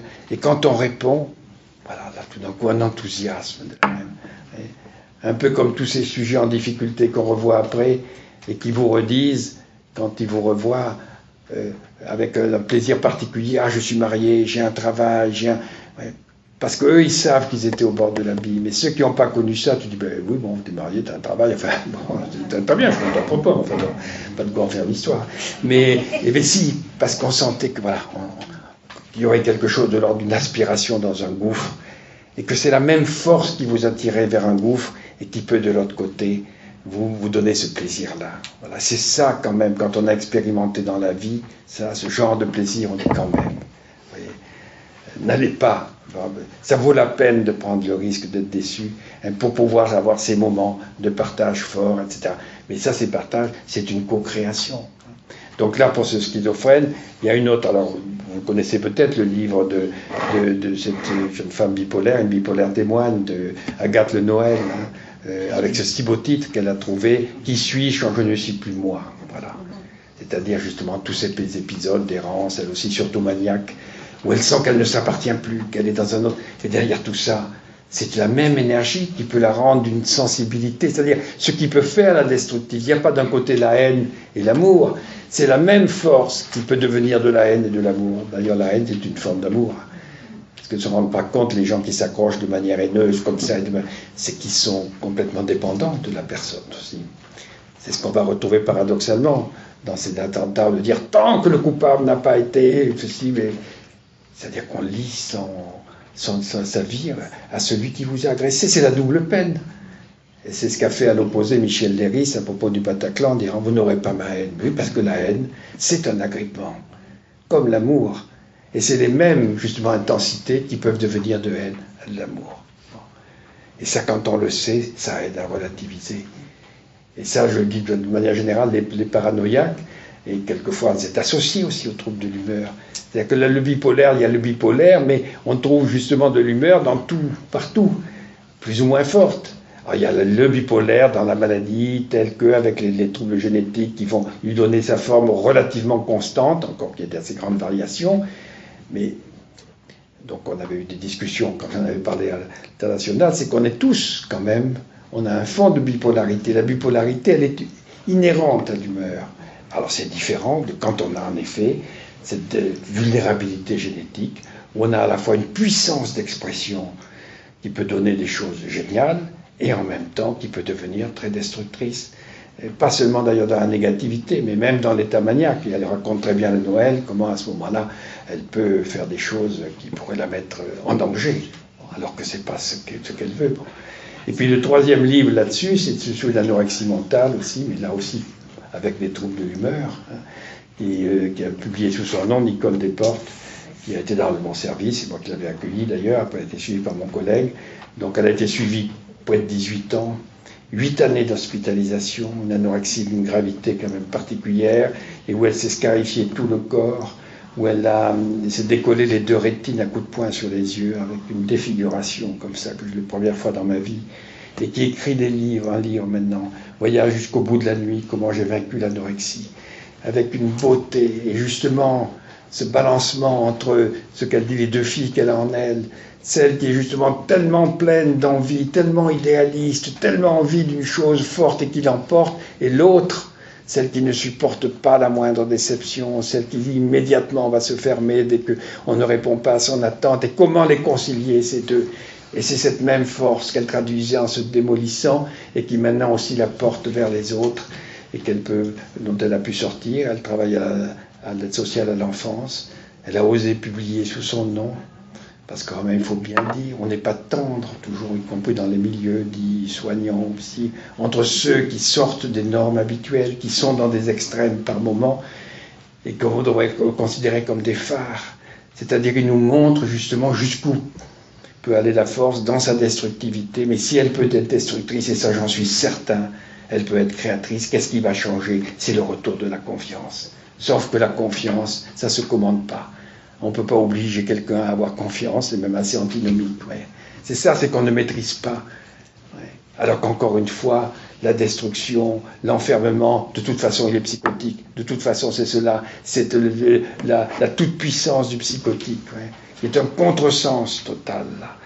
Et combien ça fait de dégâts, parce que ça entraîne à ce moment-là le sentiment, voilà, toute-puissance dans la destruction. Et là, ce que répond Paul Otonka quand je parle de la toute-puissance du psychotique, il dit c'est la toute-puissance de l'impuissance. Ça, c'est vrai. Et il décrit comment, une fois, il a été vécu comme dangereux, parce qu'il était amené en urgence à l'hôpital dans des crises d'angoisse et de l'hallucination, et qu'il attendait, parce qu'il y a du monde qui vient, voilà, le médecin, bon, on fait attendre. Et puis, il y avait deux infirmières, la secrétaire, qui papotaient. Alors, les voir papoter sur leur tenue et comment s'était passé le week-end, au bout d'une heure, ça l'a rendu fou furieux. Et alors, il a commencé à les apostropher. Donc là, alors, du coup, il a vu l'avantage, c'est qu'il a vu le médecin rapidement, et puis les autres. Bon, mais, bon, la peur. Alors qu'en fait, je pense qu'il aurait fallu dire, oh, excusez-nous. Comment on ne se rend pas compte, nous on était là, ça fait 1 heure que vous attendez, comme vous devez. Vous voyez. Et là, ça rejoint un peu ce que j'essayais de dire tout à l'heure, c'est un peu comme ces paranoïaques. Les paranoïaques, c'est des grands enfants en quête de reconnaissance. Alors, ça ne les rend pas plus faciles à discuter avec eux, mais ça, c'est ce que j'avais appris aussi au groupe de parents. C'est-à-dire que quand on avait quelqu'un qui arrivait, souvent des hommes, et qui disait, parce qu'on séparait les enfants des parents, arrêter qu'on les séparait, faire des grandes crises, bon, pour dire, mais qu'est-ce que c'est que ce service? On nous sépare de notre enfant, dites-nous qu'on est tout de suite les responsables, on nous accuse, etc. Oui, ça monte comme ça, voilà, ça monte tout seul. Et si on ne perd pas son calme, eh bien, 2 mois après, c'était nos auxiliaires thérapeutiques les meilleurs. Et quand quelqu'un réarrivait, un parent, en disant « Mais qu'est-ce que c'est que ce service? On nous sépare, comment ?» Eh bien, c'est eux qui disaient « Attendez, je vous arrête tout de suite, parce que moi j'ai fait la même chose que vous. Et je vais vous dire pourquoi. Les médecins ont raison. » C'est nous qui le calmons à ce moment-là pour laisser parler l'autre. C'est-à-dire que vous voyez nous sommes pleins de forces contradictoires, c'est ce que je me dis. Et que là, le bipolaire en est une forme esquisse, un peu dans le sens particulièrement, mais que ça touche quelque chose de beaucoup plus profond. Et que c'est en comprenant. Parce que si vous voulez, dès qu'on est menacé, qu'est-ce qui nous permet de reprendre un peu une certaine maîtrise? C'est les actes. Et c'est la croyance. C'est les 2 voies. Et on le voit bien aussi dans la violence dans le monde. C'est que la croyance, c'est-à-dire quand ça prend du sens, alors ça nous donne une force, parce qu'on se sent redevenir acteur de sa vie. Et que là, le vivant, tout le vivant, est organisé pour reprendre ce rôle actif dans la recherche de la transmission. On a besoin d'être acteur, ça c'est essentiel, de se sentir acteur. Et dès qu'il y a la peur, et bien évidemment, on se sent beaucoup moins acteur, sauf à s'enfermer dans ces comportements-là. On a toujours la possibilité de se fermer, et si on a peur, on ne va pas maîtriser, et on ne va pas avoir la confiance qui va permettre d'aller vers l'autre au risque de la déception. On ne peut plus prendre ce risque de la déception. C'est ça qu'il faut arriver à faire, à avoir retrouvé, accepter ce risque, mais ce risque, on l'accepte d'autant plus qu'on aura connu dans l'enfance des situations où on s'est senti accueilli, où on a vécu des expériences de partage, où on a été justement dans la confiance. Si on ne l'a pas eu, vous imaginez bien que on ne peut pas imaginer ce qu'on n'a jamais vécu, au fond. Et c'est ce qui fait que c'est très difficile pour nous tous de comprendre la différence. Vous le savez bien. Comment on peut être différent de ce qu'on pense? Et que la différence, immédiatement, et ça c'est un effet de la réflexivité, ça vous interroge sur le fait, mais qui est dans le vrai, qui est dans le faux? Qui est le meilleur, qui est le moins bien? Et c'est là où la réflexivité, je vous disais tout à l'heure, cette réflexivité de l'être humain faisait qu'il avait conscience de la mort, qu'il avait conscience qu'il pourrait toujours avoir plus, mais il a confiance aussi, il a conscience que eh bien, il est toujours à se comparer, avec, on disait, de l'envie. Cette envie qui nous tarote, qui fait que eh bien, dès qu'on n'a pas, on ne se sent pas une valeur, eh bien, c'est insupportable de voir chez l'autre cette valeur. C'est très bien dit dans Othello, là, comment Iago va dire à un moment donné de son rival, sa beauté quotidienne me rend laid, il doit mourir. Et ça, vous voyez, bon, Shakespeare arrive à le réduire, hein, mais ce côté insupportable aussi que peut avoir justement l'envie, mais si justement, alors quand l'autre va se pavaner, nous envoyer comme ça à la figure, ben ça va créer des mouvements d'une violence tout à fait insupportable. Alors ça, si on le sait, eh bien on peut apprendre à ce qui serait pour moi vraiment le psychique, on peut apprendre à jouer, voilà, c'est-à-dire à relativiser, à dire oui, je suis plein de... mais finalement, bon, qu'est-ce qui me met tellement en colère? Mais pour ça, il faut qu'on ait justement une croyance, c'est-à-dire qu'on comprenne que tout ceci a du sens, qu'on ait une idée de ce que représentent ces troubles-là. Et je pense que plus on comprendra en quoi c'est quelque chose voilà, qu'on n'a pas choisi, qui est aussi une force et qui est une fragilité, et que si on le sait, eh bien, ce n'est pas une question justement de plus, de moins, d'humiliation, c'est eh bien, comment on peut apprendre à le gérer le mieux possible. Et je crois que là, tout ce que je viens d'essayer d'effleurer, je pense qu'on n'est qu'à l'aube de tout cela, eh bien, ça nous permet de dire que oui, on a quand même plus progressé dans cette compréhension ces 10-15 dernières années de ce qu'est la maladie mentale. Et je pense qu'on n'a pas encore fait, et ça c'est l'UNAFAM, c'est aussi des associations, je pense que réinterroger le vocabulaire. Il faut que nous sortions d'un vocabulaire psychiatrique qui est alourdi par tout le poids du passé et qu'on ne parle plus de psychose, voyez, au sens où on l'entendait. Il faut qu'on parle en effet de troubles. Et d'ailleurs, de dire trouble bipolaire, ça n'a pas la même consonance que psychose maniaco-dépressive, c'est strictement la même chose. Et le trouble bipolaire, ça entre justement dans d'un jeu des forces à l'intérieur de nous. Et bon, comme je vous dis, on compare le diabète à l'hypertension, mais qu'on sorte de ce poids-là et qu'on ne ramène pas. Et donc, un dernier truc que je veux vous dire avant de vous laisser de réagir, c'est que, vous voyez, si c'est pas une maladie, si c'est une conduite adaptative, ça veut dire, et c'est là où il faut sortir aussi du regard strictement médical, c'est qu'en même temps qu'on voit ce qui ne va pas, on cherche aussi ce qui a pu vous décevoir. Je crois que la démarche qui serait essentielle, et dont je me reproche de ne pas l'avoir fait suffisamment, mais parce que justement on était trop pris dans il faut débarrasser du trouble, essayons de faire un bon diagnostic, voyons tous les symptômes, mais aussi, tout aussi, au fond, qu'est-ce que vous aimeriez derrière tout ça? Qu'est-ce qui est bon pour vous? Et c'est là où les expériences telles que Paul Otonka dit, ben finalement là j'ai eu un plaisir, ben dites voilà. C'est-à-dire vous comprendre que si vous vous sentez accueilli, si vous avez, vous vous sentez accueilli, si vous vous sentez exister aux yeux des autres, ben voilà, si vous n'êtes pas dans la peur que la rencontre vous renvoie au petit enfant humilié que vous avez été, au petit enfant qui se sentait balourd, qui avait peur de tas de choses dans l'autre, si vous sentez que vous ne vous réduisez pas à cela, ben ça va changer énormément les choses. Ouais. Donc chercher, ne pas dire il a ces troubles, mon enfant mais il ne travaille pas, il dort tout le temps, il ne sort pas, mais chercher mais qu'est-ce qu'il aimerait, quelle serait la vie qu'il voudrait avoir. Ça c'est aussi important d'essayer d'aller à la pêche en tout cela. Alors bien sûr au bout d'un moment ça paraît très loin, ça s'est enfoncé, mais c'est toujours là. Et c'est ça aussi autant qu'il faut retrouver, hein, autant que de voir ce qui ne va pas, c'est si ça ne va pas, et même quelqu'un qui vous dit à quoi, vous avez envie de quoi, rien. J'ai envie de rien. Envie de rien, mais il a envie de rien, sûr. Non, rien. Mais rien, c'est tout. C'est énorme. Vous vous rendez compte, rien. Donc, dans tout ce qu'il y a de diversité dans le monde, mais rien.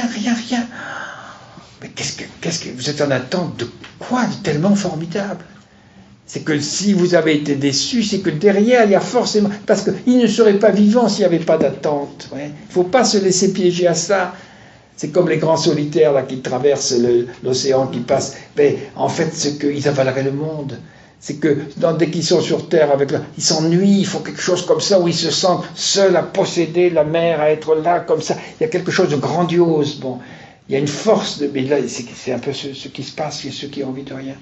C'est que tout d'un coup, il leur faudrait quelque chose de tellement fort pour qu'ils retrouvent, pour que ça apaise leur vécu de déception. Ouais. C'est que si vous avez été à ce point dégoûté de ce qui se passe, c'est que, dites donc, vous aviez de sacrées attentes. Et ça, on va aller un peu à la pêche. Ouais. Et quoi qu'il puisse dire, il faut arriver à ça. Et on sait que là, et là, c'est ce que me montre quand même ce retour avec des patients. Quand ils en sortent, eh bien, on voit que justement tout ce qu'il y avait derrière, de force, c'était le livre que je vous cite, on voit en miroir exactement cette même force de l'appétence, là où ne se présentait que la destructivité, parce qu'ils ne croyaient pas ni en eux, ni dans l'apport des autres. Et que je ne connais pas sur tous les patients que je peux revoir, je n'en connais pas un qui me dit « Ah, que je regrette l'époque où j'étais là à l'hôpital avec mes trucs et que j'allais pas bien. » Ça ne veut pas dire qu'ils aient une vie toujours facile, ou toujours, mais pas un. C'est-à-dire que là, il ne faut pas se laisser arrêter derrière tout ça pour qu'il y ait quelque chose de fort dans le négatif. Voilà. Et ça, c'est quand même la leçon au sens de la bipolarité du vivant, hein, même si par moments elle pense dans ses formes extrêmes. Pour qu'il y ait le négatif, il faut qu'il y ait derrière, avec la même force, cette appétence. Et de le savoir, je pense que c'est ça. Alors savoir, ça ne veut pas dire qu'ils vont tout de suite dire, vraiment, tu l'as dit, maintenant j'y crois. Non, mais on sait, ça va être peut-être dur à rencontrer tout cela, mais on sait que c'est là, et ça change notre regard, et l'atmosphère, et l'ambiance. Voilà, parce que je tenais à partager avec vous, et qu'on puisse garder, je pense, un peu de temps pour échanger, si vous le souhaitez.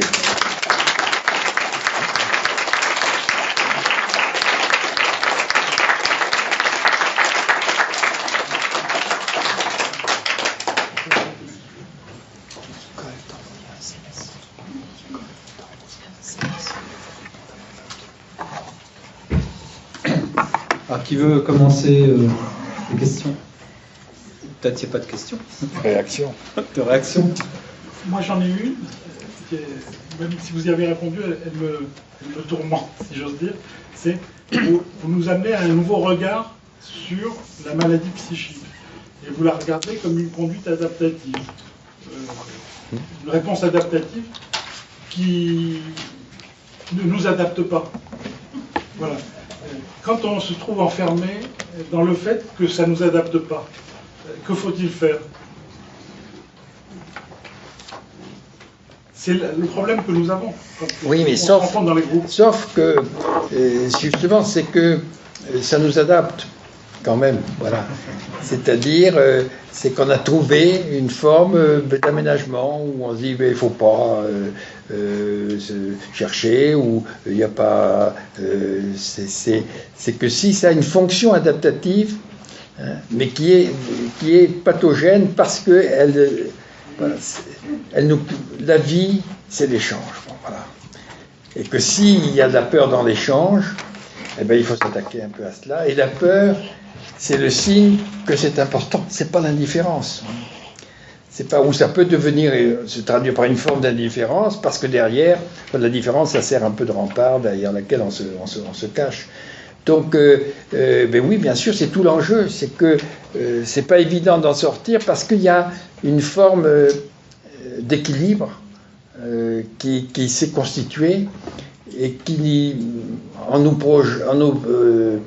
protégeant, nous enferme. Et qu'on n'a pas... Voilà, la vie, c'est l'échange. Bon. Et qu'on n'a pas... Alors, il faut le retrouver. Bon, c'est pas... Qu'est-ce qu'il va faire? Ça se décrète pas. Mais je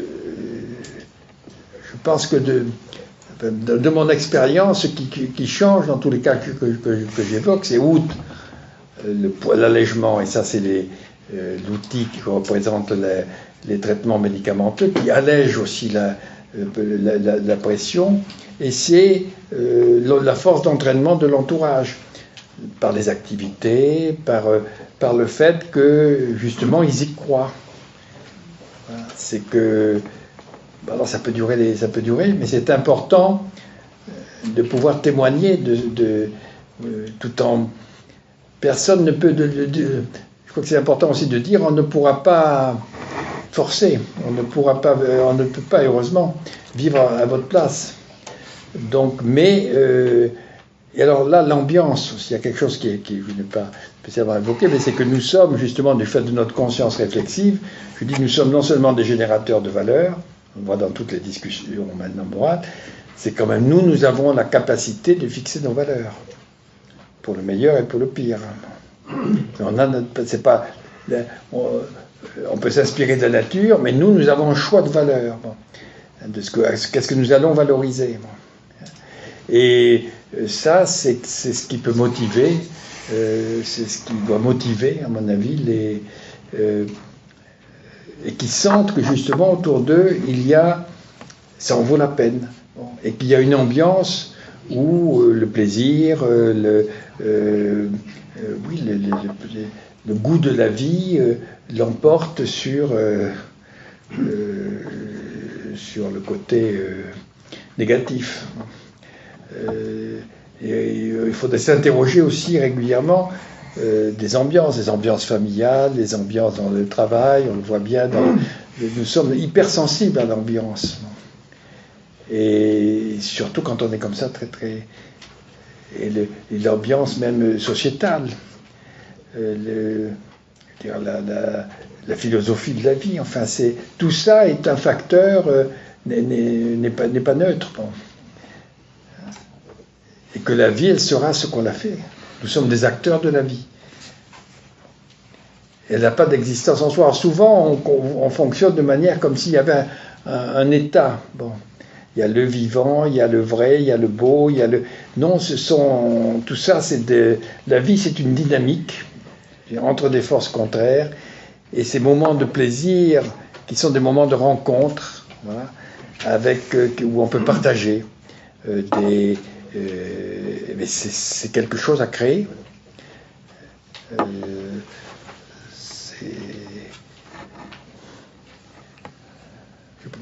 Oui, madame. Je vous remercie.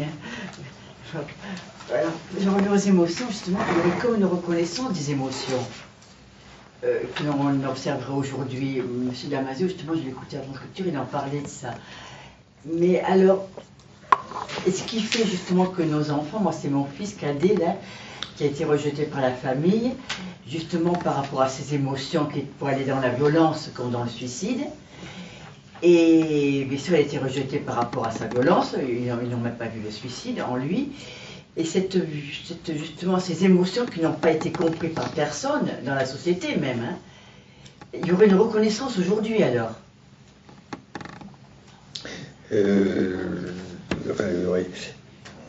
Oui, je pense qu'en fait, elle est partielle, enfin, c'est toujours à faire, hein, cette reconnaissance. Ouais, c'est jamais acquis une fois pour toutes, mais il y a un travail social qui peut le favoriser, et c'est vrai que le regard sur les troubles dits psychiques reste encore très ambigu, à mon avis, beaucoup trop,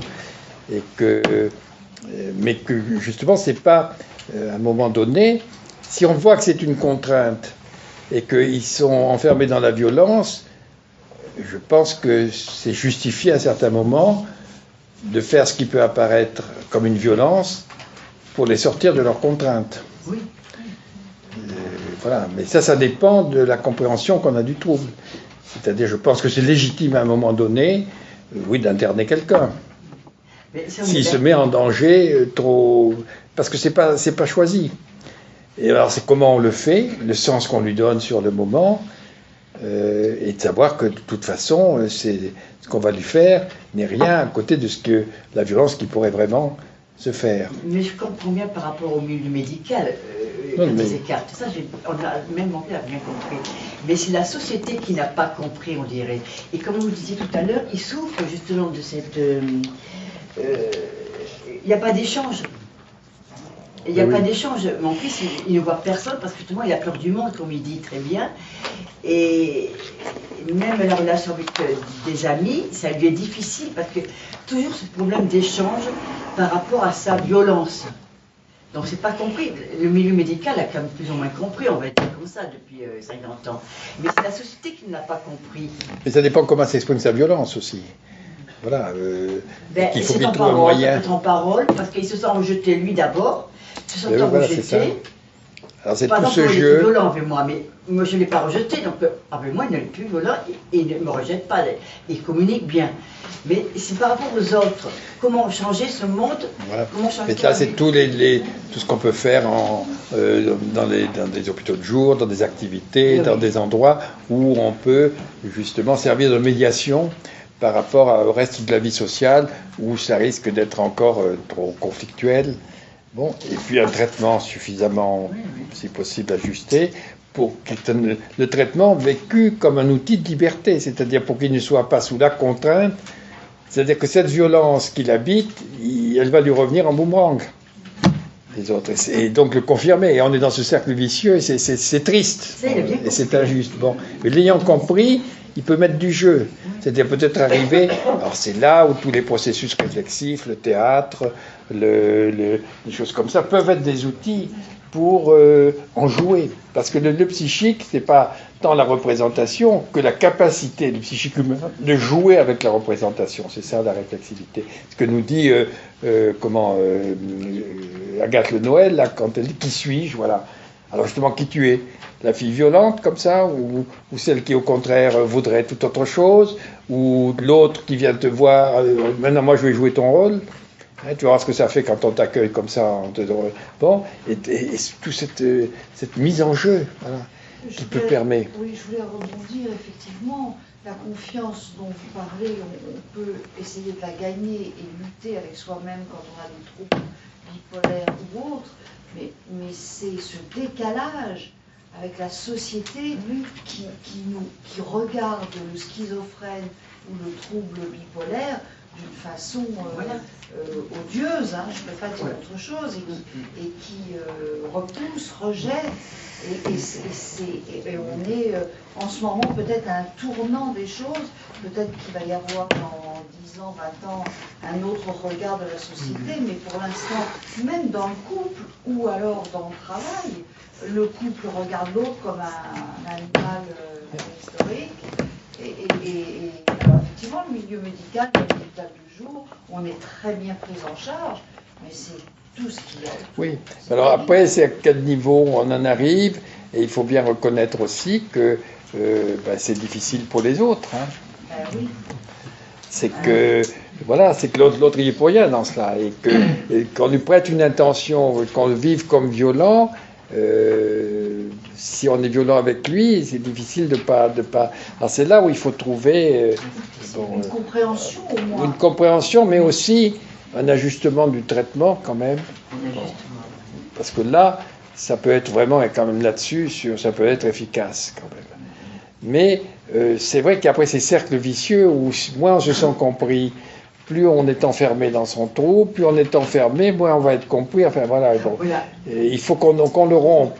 Alors, mais l'adaptation, là, quand même, de la médication, notamment des régulateurs de l'humeur, quand même, dans mon expérience, est un facteur très important. C'est-à-dire que les traitements, il faut trouver aussi celui qui va convenir et qu'il y ait cette volonté de recherche ensemble de ce qui va. C'est pas une brimade, on va t'empêcher d'exprimer ce que tu dis, c'est qu'on va trouver un moyen de le dire qui ne soit pas, qui fasse pas violence non plus aux autres. Et en faisant violence aux autres, en boomerang, ça te fait violence à toi aussi. Donc comment on peut arriver à s'exprimer sans être dans une tension permanente. Hein. Il y a quand même des moyens à l'heure actuelle, des outils pour tempérer un peu cela. Alors justement, c'est important de comprendre, c'est pas on veut t'empêcher d'être toi, c'est on veut te permettre justement d'être toi sans que tu sois débordé par des émotions non choisies et qui vont avoir un impact négatif sur l'entourage qui va se lasser, hein, ce qui est compréhensible aussi. Oui, alors. Est-ce que dans votre exercice, qu'est-ce que vous faisiez par rapport aux proches de psychiatre, qu'est-ce que vous faisiez par rapport aux proches des patients? Est-ce qu'il n'y aurait pas une éducation à faire pour ces familles? Et on est complètement paumé, on est tout seul, en général on est rejeté par les psychiatres de nos enfants, parce qu'il faut les préserver, etc. Et on vit un cauchemar. Alors on vient en conférence, on fait tout ce qu'on peut, on essaye de comprendre, on s'informe, mais n'empêche que Oui, oui. Mais On ça, a besoin d'aide. oui, oui, mais bien sûr, ça je pense. Je vous parlais des groupes de parents. C'est important et puis de se voir aussi avec la famille et le patient. Enfin, je pense pas. Il y a besoin aussi que le groupe familial soit vu et entendu. Mais alors il faut qu'il y ait les moyens et le temps, mais enfin c'est important de ne pas. Alors peut-être, c'est là où le rôle des associations, peut-être d'arriver à créer des moments de partage aussi, où on se sente moins seul et qui donnent du sens. Encore une fois, plus on donnera du sens, plus c'est apaisant. Enfin, ce qui est terrible, c'est de se sentir impuissant devant quelque chose qui nous échappe et tout le monde regarderait sans rien faire. Enfin, ça, c'est l'horreur. Bon, ça. Il faut aussi des professionnels dedans, parce que Ah oui. c'est pas suffisant. Bon, moi, je suis médecin, mais je suis pas psychiatre. Et Ah, mais on le devient. Non, mais. Venez dans les groupes de parole, vous allez voir qu'il n'y a pas besoin d'être médecin pour créer une ambiance qui restaure la confiance entre tous les participants, qu'ils soient proches ou patients. C'est-à-dire que, ouais, je pense que sur le fond, les médecins ne comprennent pas plus que. Enfin, on peut comprendre autant que les médecins, enfin, en tout cas. C'est que ce que je dis là, c'est quelque chose qui est partagé par tout le monde. C'est pas le fait. Et que justement, on a peut-être un petit peu trop médicalisé à un moment donné, je me disais, en voulant voir que le côté disruptif et pas. Enfin, ça va pas. On va l'arranger, mais c'est pas une fracture, c'est pas une fièvre typhoïde. Bon, ça engage une relation au vivant, à la vie. C'est ça le côté aussi formidable mais lourd, c'est que ça engage plus que tout autre trouble. Ça met en cause le sens de ce qu'on vit, de ce qu'on veut vivre, voilà, qui est engagé là-dedans. Et on le voit bien par les répercussions sociales, parce que ce qu'on dit sur le comportement avec les autres, enfin, ça engage tout cela. Et il faut trouver maintenant, je pense, il faut se l'approprier, et là, pas attendre tout des médecins. C'est-à-dire que si on comprend ce qui se joue, eh bien, entre parents, on peut se... Enfin, il me semble que ce que j'essaie de dire, c'est moi la volonté, c'est que ça soit entendu par tous, et que tout le monde puisse donner ce sens. Ouais. Je pense que c'est compréhensible. Alors, il n'y en a pas besoin pour ça de faire des études de neurobiologie, mais se servir des connaissances pour pouvoir les introduire et voir comment, pour ce genre de personnes, par exemple, faire une démarche, toute démarche nouvelle et vécue, comme je le disais tout à l'heure pour l'autre cas, pour lui aller tout dans une administration, alors c'est pour beaucoup de monde, mais c'est là où ils sont le miroir grossissant, aller dans une administration et s'adresser à quelqu'un pour n'importe quoi, y compris quand il perd des trucs, des lunettes, mais pour une carte d'identité, c'est la panique à l'avance. Voilà. Ça le met dans un état parce qu'il revit sûrement des scénarios enfants où on l'a renvoyé, mais c'est pas ça qu'il faut faire, mais t'es un gros bêta, mais qu'est-ce que c'est que voilà, allez donc à un autre bureau, et ça, on peut dire c'est pas, mais si, il le vit tragiquement parce que ça le confronte à la toute puissance de son impuissance. Voilà. Et ça, c'est des choses à comprendre. Pourquoi tout d'un coup il se met dans ces états? C'est pas parce qu'il est violent et qu'il veut, c'est parce que lui, avant tout, il est dans un désarroi face auquel le seul moyen de se sentir exister, c'est tout d'un coup d'exploser. Bon. Alors pour les autres, c'est pas très rigolo, pour lui non plus, mais si on arrive à parler comme ça, de ça, donner un sens, voir comment le médicament peut l'aider, mais aussi de le comprendre, on voit que tout ça, petit à petit, peut s'apaiser. Vous voyez. Le sens est fondamental, quoi, de voir il fait pas ça parce qu'il est violent et qu'il est... Non, il devient violent parce qu'il se sent tout d'un coup... Oui, c'est cette image du petit enfant à qui on dit « mais tu n'es pas comme il faut, et une fois de plus, va ailleurs, tu fais pas ce qui tu es décevant. » Voilà. Tu nous déçois, tu n'es pas à la hauteur, tu n'es pas là où tu voudrais être. Enfin bon. Et ça le renvoie à toutes ces situations. Est-ce que vous pensez que... Alors, il y a monsieur qui veut parler au fond, mais attendez, on va donner la parole aux femmes maintenant, puisque c'est... Bon. Est-ce que vous pensez que l'entourage, justement, peut jouer le rôle, entre guillemets, de psychiatre et parler de cette confiance qu'on pourrait insuffler? Ça, c'est ce qui est nouveau, c'est de penser qu'il y a besoin d'un psychiatre. Non, c'est un rôle de parent, tout ça. C'est un rôle d'être humain. Et les psychiatres ont aussi à être comme ça, avec des connaissances qui leur permettent à certains moments d'avoir une action spécifique, mais qui doit pouvoir être partagée à tout le monde. Et je dirais qu'au fond, il y a aussi une forme de psychothérapie faisable par tout le monde. Ça n'empêche pas qu'à un moment donné, on peut avoir besoin d'un endroit plus spécifique avec quelqu'un. Mais le sens du DU, c'est de dire, dans toutes les relations, il faut qu'on redonne derrière l'expert à la personne une place. Parce que qu'on le veuille ou non, dans l'enseignement comme ailleurs, la motivation de l'enseignant va être aussi importante que son expertise. Et ça va se sentir dans l'ambiance qu'il va créer, et c'est tout ça, et pas seulement on a des experts qui vous délivrent. À ce moment-là, effectivement, on n'a qu'à mettre des robots, hein.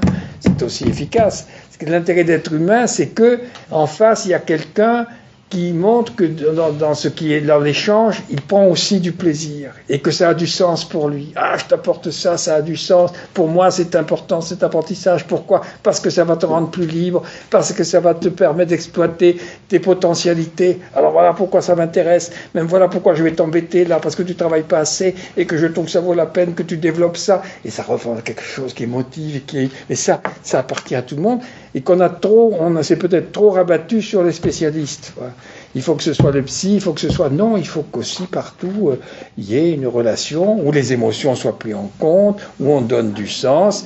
Et puis ça n'empêche pas qu'il peut y avoir en plus des endroits. Mais je pense qu'on a perdu un peu trop cette faculté d'être créateur d'ambiance dans la famille, de pouvoir métacommuniquer sur ce qui se passe aussi, de dire mais toi là pourquoi tu es comme ça, toi c'est à partir de ça, de ce sentiment et non pas si je commence à en parler il va exploser.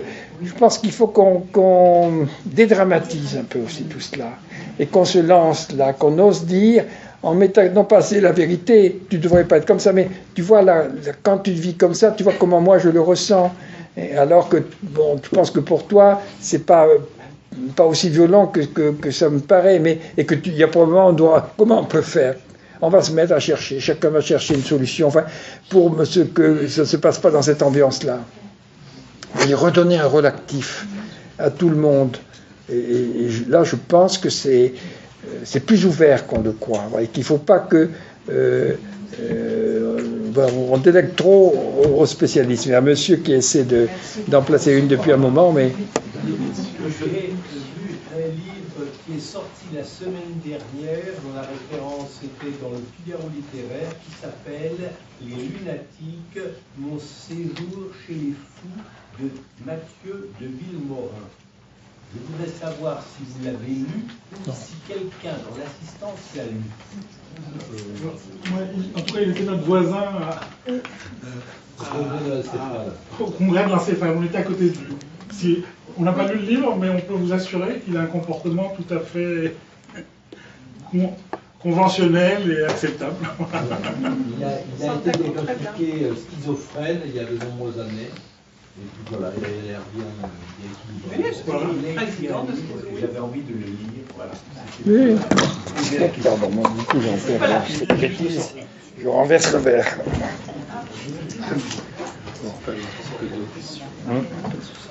C'est une fuite. Bon.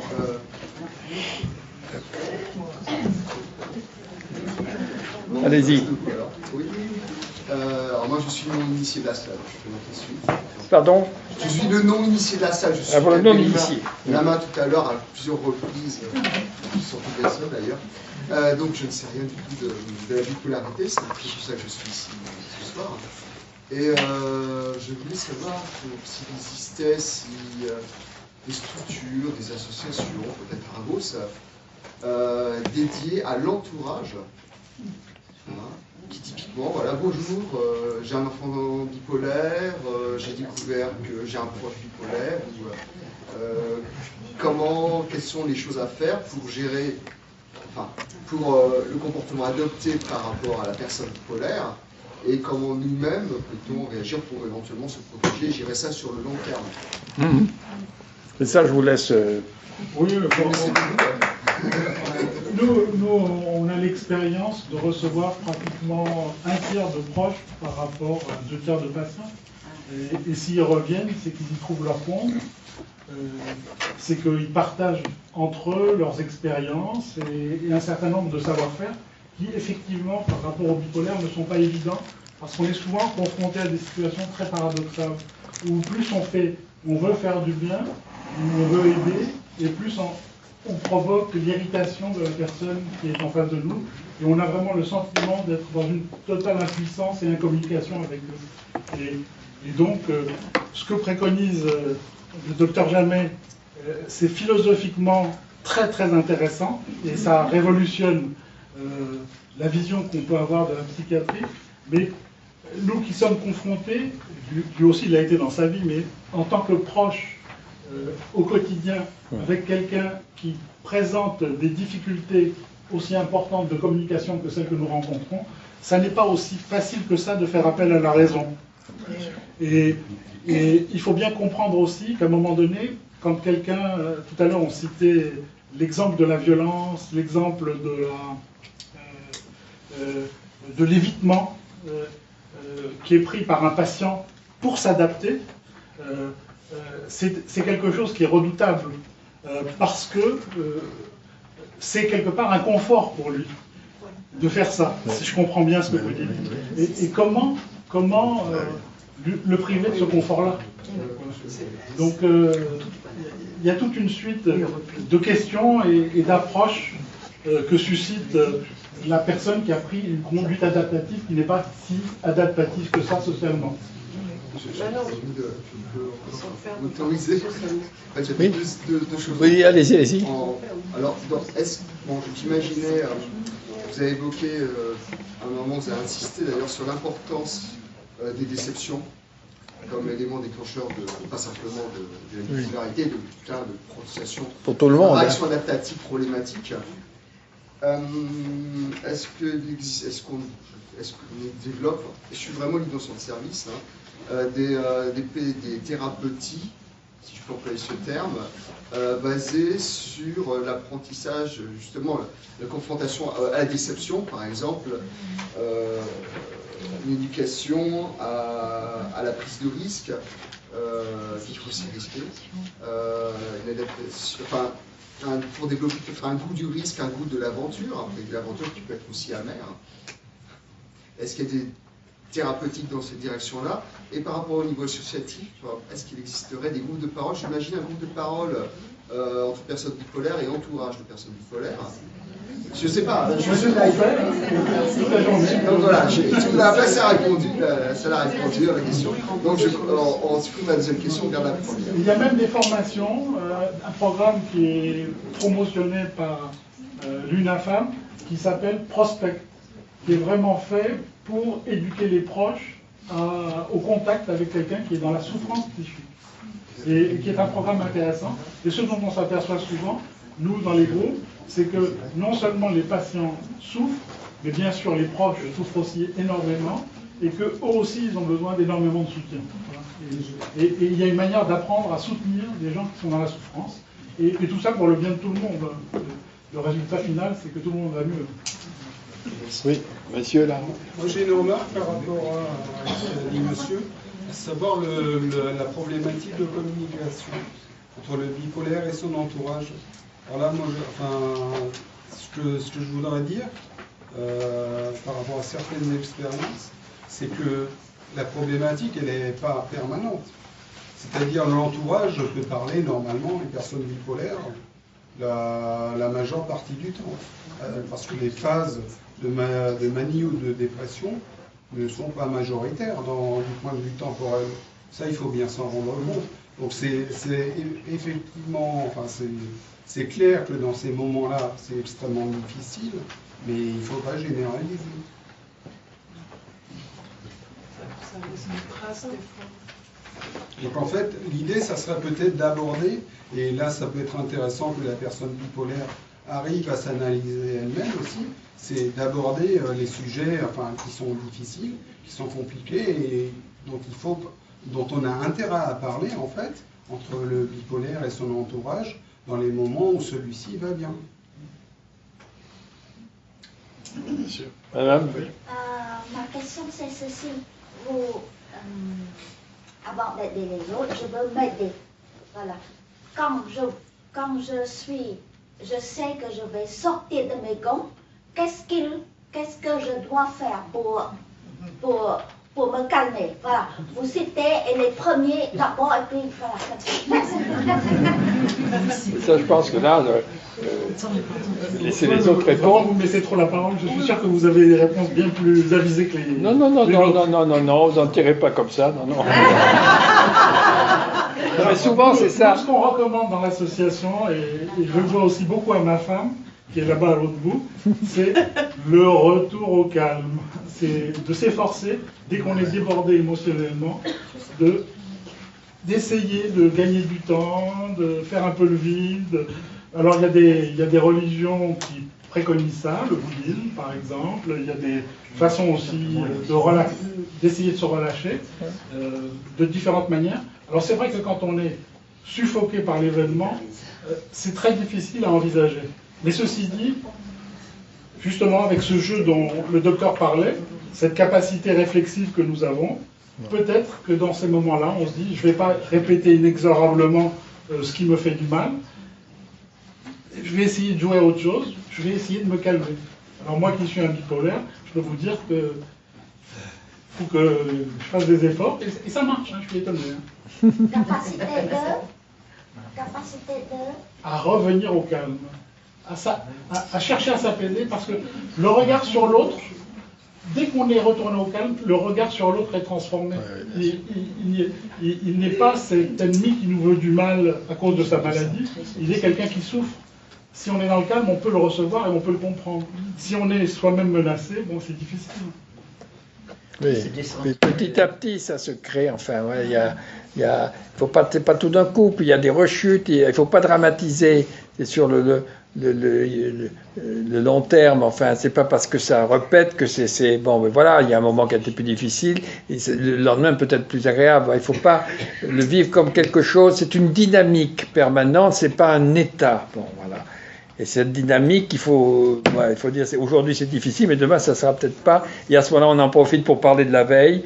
Et quand c'est difficile, c'est pas le moment de régler tous les comptes. Bon, on est d'accord, on prend de la distance. Et dès que ça va un peu mieux, on peut refaire comme on le fait là maintenant et reprendre. Et puis petit à petit, bah, ça se construit, quoi. C'est quelque chose qui se construit. Il y avait des voilà. Dame au fond, allez-y. Oui, mais pour rebondir sur ce que la dame disait, moi j'ai envie, je recommence à faire appel à une technique que j'avais développée petite, c'est-à-dire que j'avais vu là, les judokas, je ne sais plus comment ça s'appelle, les Kung Fu compagnie à la télé. Donc quand j'étais vraiment au max et que j'avais envie de défoncer mon père, ma mère, mon frère, mes grands-parents, le système ou moi-même, je faisais des tsukis dans le vide jusqu'à ce que je sois calme. Donc ça c'est efficace, on peut le faire dans les toilettes, ou donc ça c'est vraiment quand on ne peut pas faire plus pour faire redescendre la tension. Sinon il y a des exercices de concentration et de relaxation, de cohérence cardiaque, c'est de la respiration tout simple qu'on peut faire quand on est en chirurgie publique. Ou alors aller faire des tours du parking.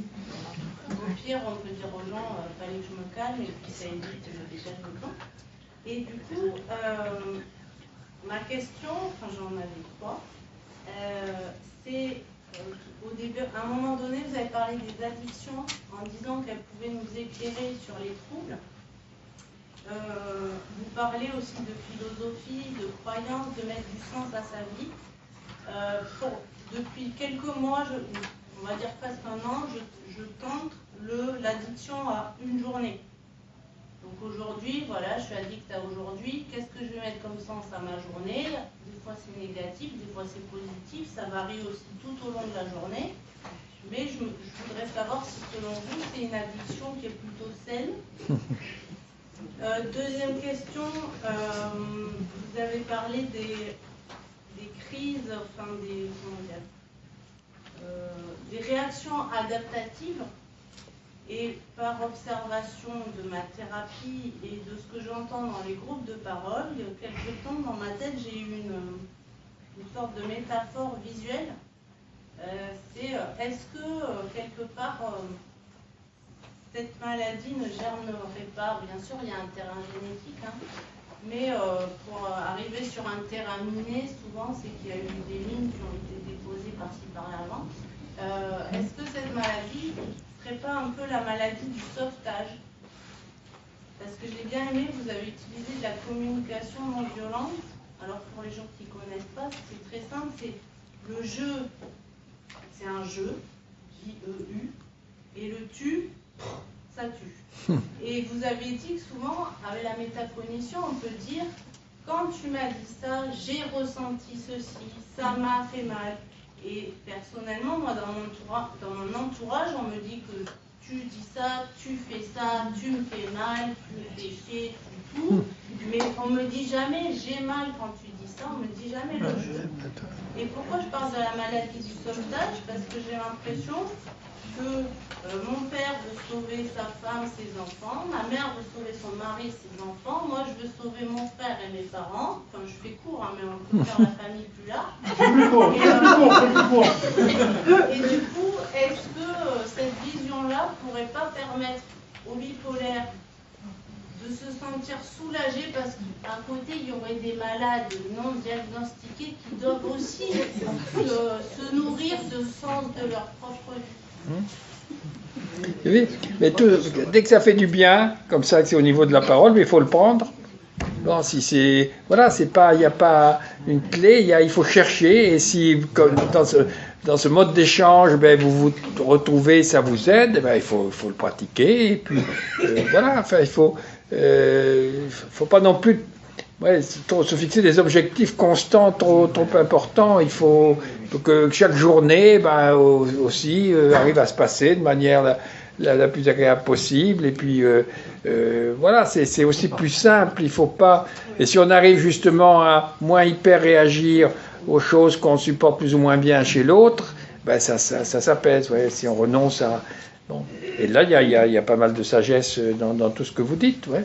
Et après, on trouve ces trucs. Si on trouve et puis ça se construit et on le prend pas, on en fait trop. Enfin, c'est un moyen.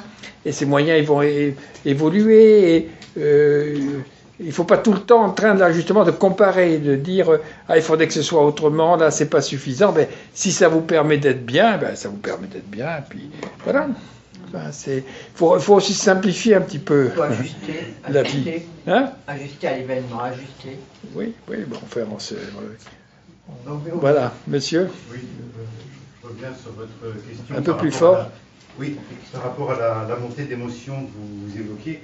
Moi, j'ai une technique qui me vient à l'esprit, c'est celle de l'ange gardien. Soit l'ange gardien interne, parce que je pense qu'il y a une partie de nous-mêmes à laquelle on peut faire appel et qui n'est pas contaminée. Ou soit l'ange gardien externe, et puis on peut en avoir plusieurs, mais on peut vraiment demander à un proche ou à un ami, si tu sens que je commence à déraper, est-ce que tu peux m'alerter? Parce que quand on perd ses moyens, peut-être que le proche peut nous alerter. Je trouve que le livre d'Agathe Le Noël est assez intéressant là-dessus, parce qu'elle montre pas mal de choses. Enfin, très concrètement, elle a une capacité comme ça de réflexion sur sa vie qui peut aider à se situer. Oui. Je voudrais juste dire un mot de Pro-Famille. C'est une formation pour les proches d'enfants, de maris, etc. Ça s'adresse aux parents, aux frères et sœurs de malades. Et c'est une formation qui s'étale sur 2 ans et qui est vraiment efficace.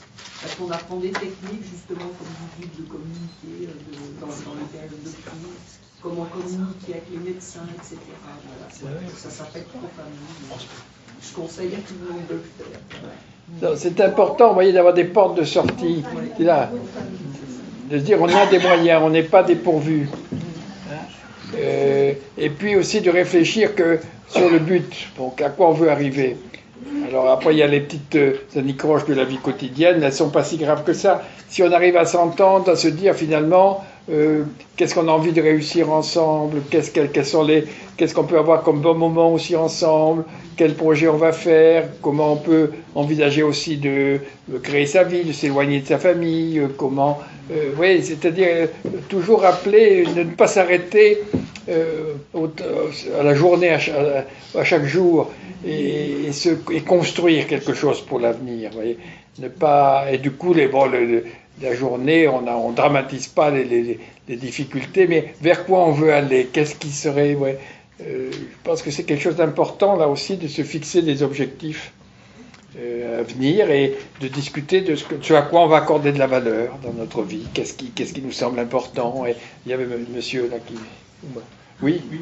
Vous avez évoqué tout à l'heure certaines expériences de l'enfance, certaines déceptions qui peuvent avoir un peu cristallisé et agir comme repoussoir. Donc c'est des situations que l'on a peut-être intériorisées et que l'on ne veut pas revivre. Donc après il y a cette stratégie, enfin, cette peur et cette stratégie d'évitement. J'aimerais savoir quelle importance vous attachez à la recherche réellement de ces expériences vécues dans la démarche thérapeutique, parce que pour ce qui me concerne, ma fille est concernée et des troubles bipolaires. Je la vois très bien aidée dans le milieu médical par la recherche du traitement le plus adapté, d'hospitalisation, les choses semblent s'améliorer, mais peut-être je me trompe, je n'ai pas vraiment l'impression que le corps médical s'attache, peut-être parce qu'il n'en a pas le temps dans une phase d'hospitalisation, à la recherche, à la compréhension de ce vécu particulier qui fait qu'elle en est là. Et voilà, je suis perplexe par rapport à ça parce que je vais beaucoup à nos conférences, j'entends parler de traitement, de psychothérapie, de psychoéducation, mais j'ai un peu l'impression qu'il n'y en a vraiment qu'une seule qui est dans la pratique, le traitement et le traitement. C'est-à-dire que, bon, tout ça, c'est pas... C'est une globalité, on va pas... Et qu'il y a eu des choses... forcément qui auraient pu être ressenties de manière particulière, mais c'est pas non plus, il ne faut pas trop fétichiser ça, de dire parce qu'on va retrouver, alors ça va tout effacer, ou bon, mais ça a été vécu, et maintenant l'important c'est qu'est-ce qu'on va en faire. Peut-être qu'en effet il y a des choses qui m'ont marqué, mais il ne faut essayer aussi à la fois pouvoir dire c'est une possibilité, je peux aussi avoir des souvenirs, mais ne pas accorder une importance exagérée à quoi que ce soit. C'est quoi qu'il y ait eu, l'important c'est ce que je vais en faire maintenant. Et se dire aussi, vous voyez, quelquefois on a peut-être un petit peu trop... c'est pas en tout ou rien, c'est important le passé. Bien entendu qu'on s'est construit en fonction de ce qu'on a vécu enfant. Mais maintenant, à un moment donné, c'est ce qu'on va en faire. Bon, et puis, c'est pas parce qu'il y a eu des choses où on sait, qui ont altéré notre confiance ou qui nous ont blessés qu'on doit toujours vivre avec ça. C'est-à-dire, on peut se dire, mais ça m'empêche pas maintenant d'essayer de faire confiance, peut-être que j'ai manqué de ceci ou de cela, mais maintenant, je peux aussi, vous voyez. On a une capacité, ça c'est propre à l'être humain aussi, de par sa réflexivité, d'accorder la valeur qu'on veut d'une certaine façon à ce qu'on a vécu. Bon. Oui, il y a eu ça, ou il y a eu des traumas, et alors, qu'est-ce que j'en fais?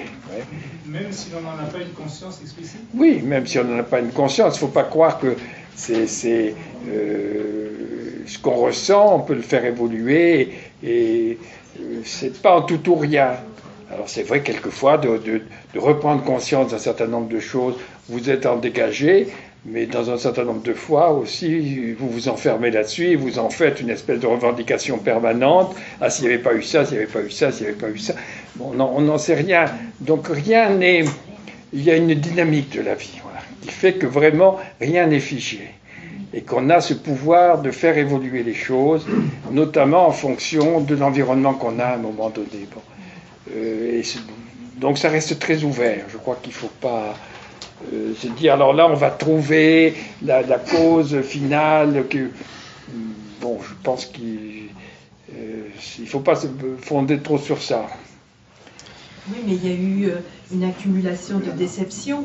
Parce que vous dites, il s'agit d'apaiser le vécu des déceptions. Oui, d'accord, mais à un moment donné, justement, si on a pu dire j'ai eu beaucoup de déceptions, comment maintenant je vais pouvoir me construire et d'en parler et de dire c'est pas parce qu'on a eu ça que ça doit toujours être comme ça.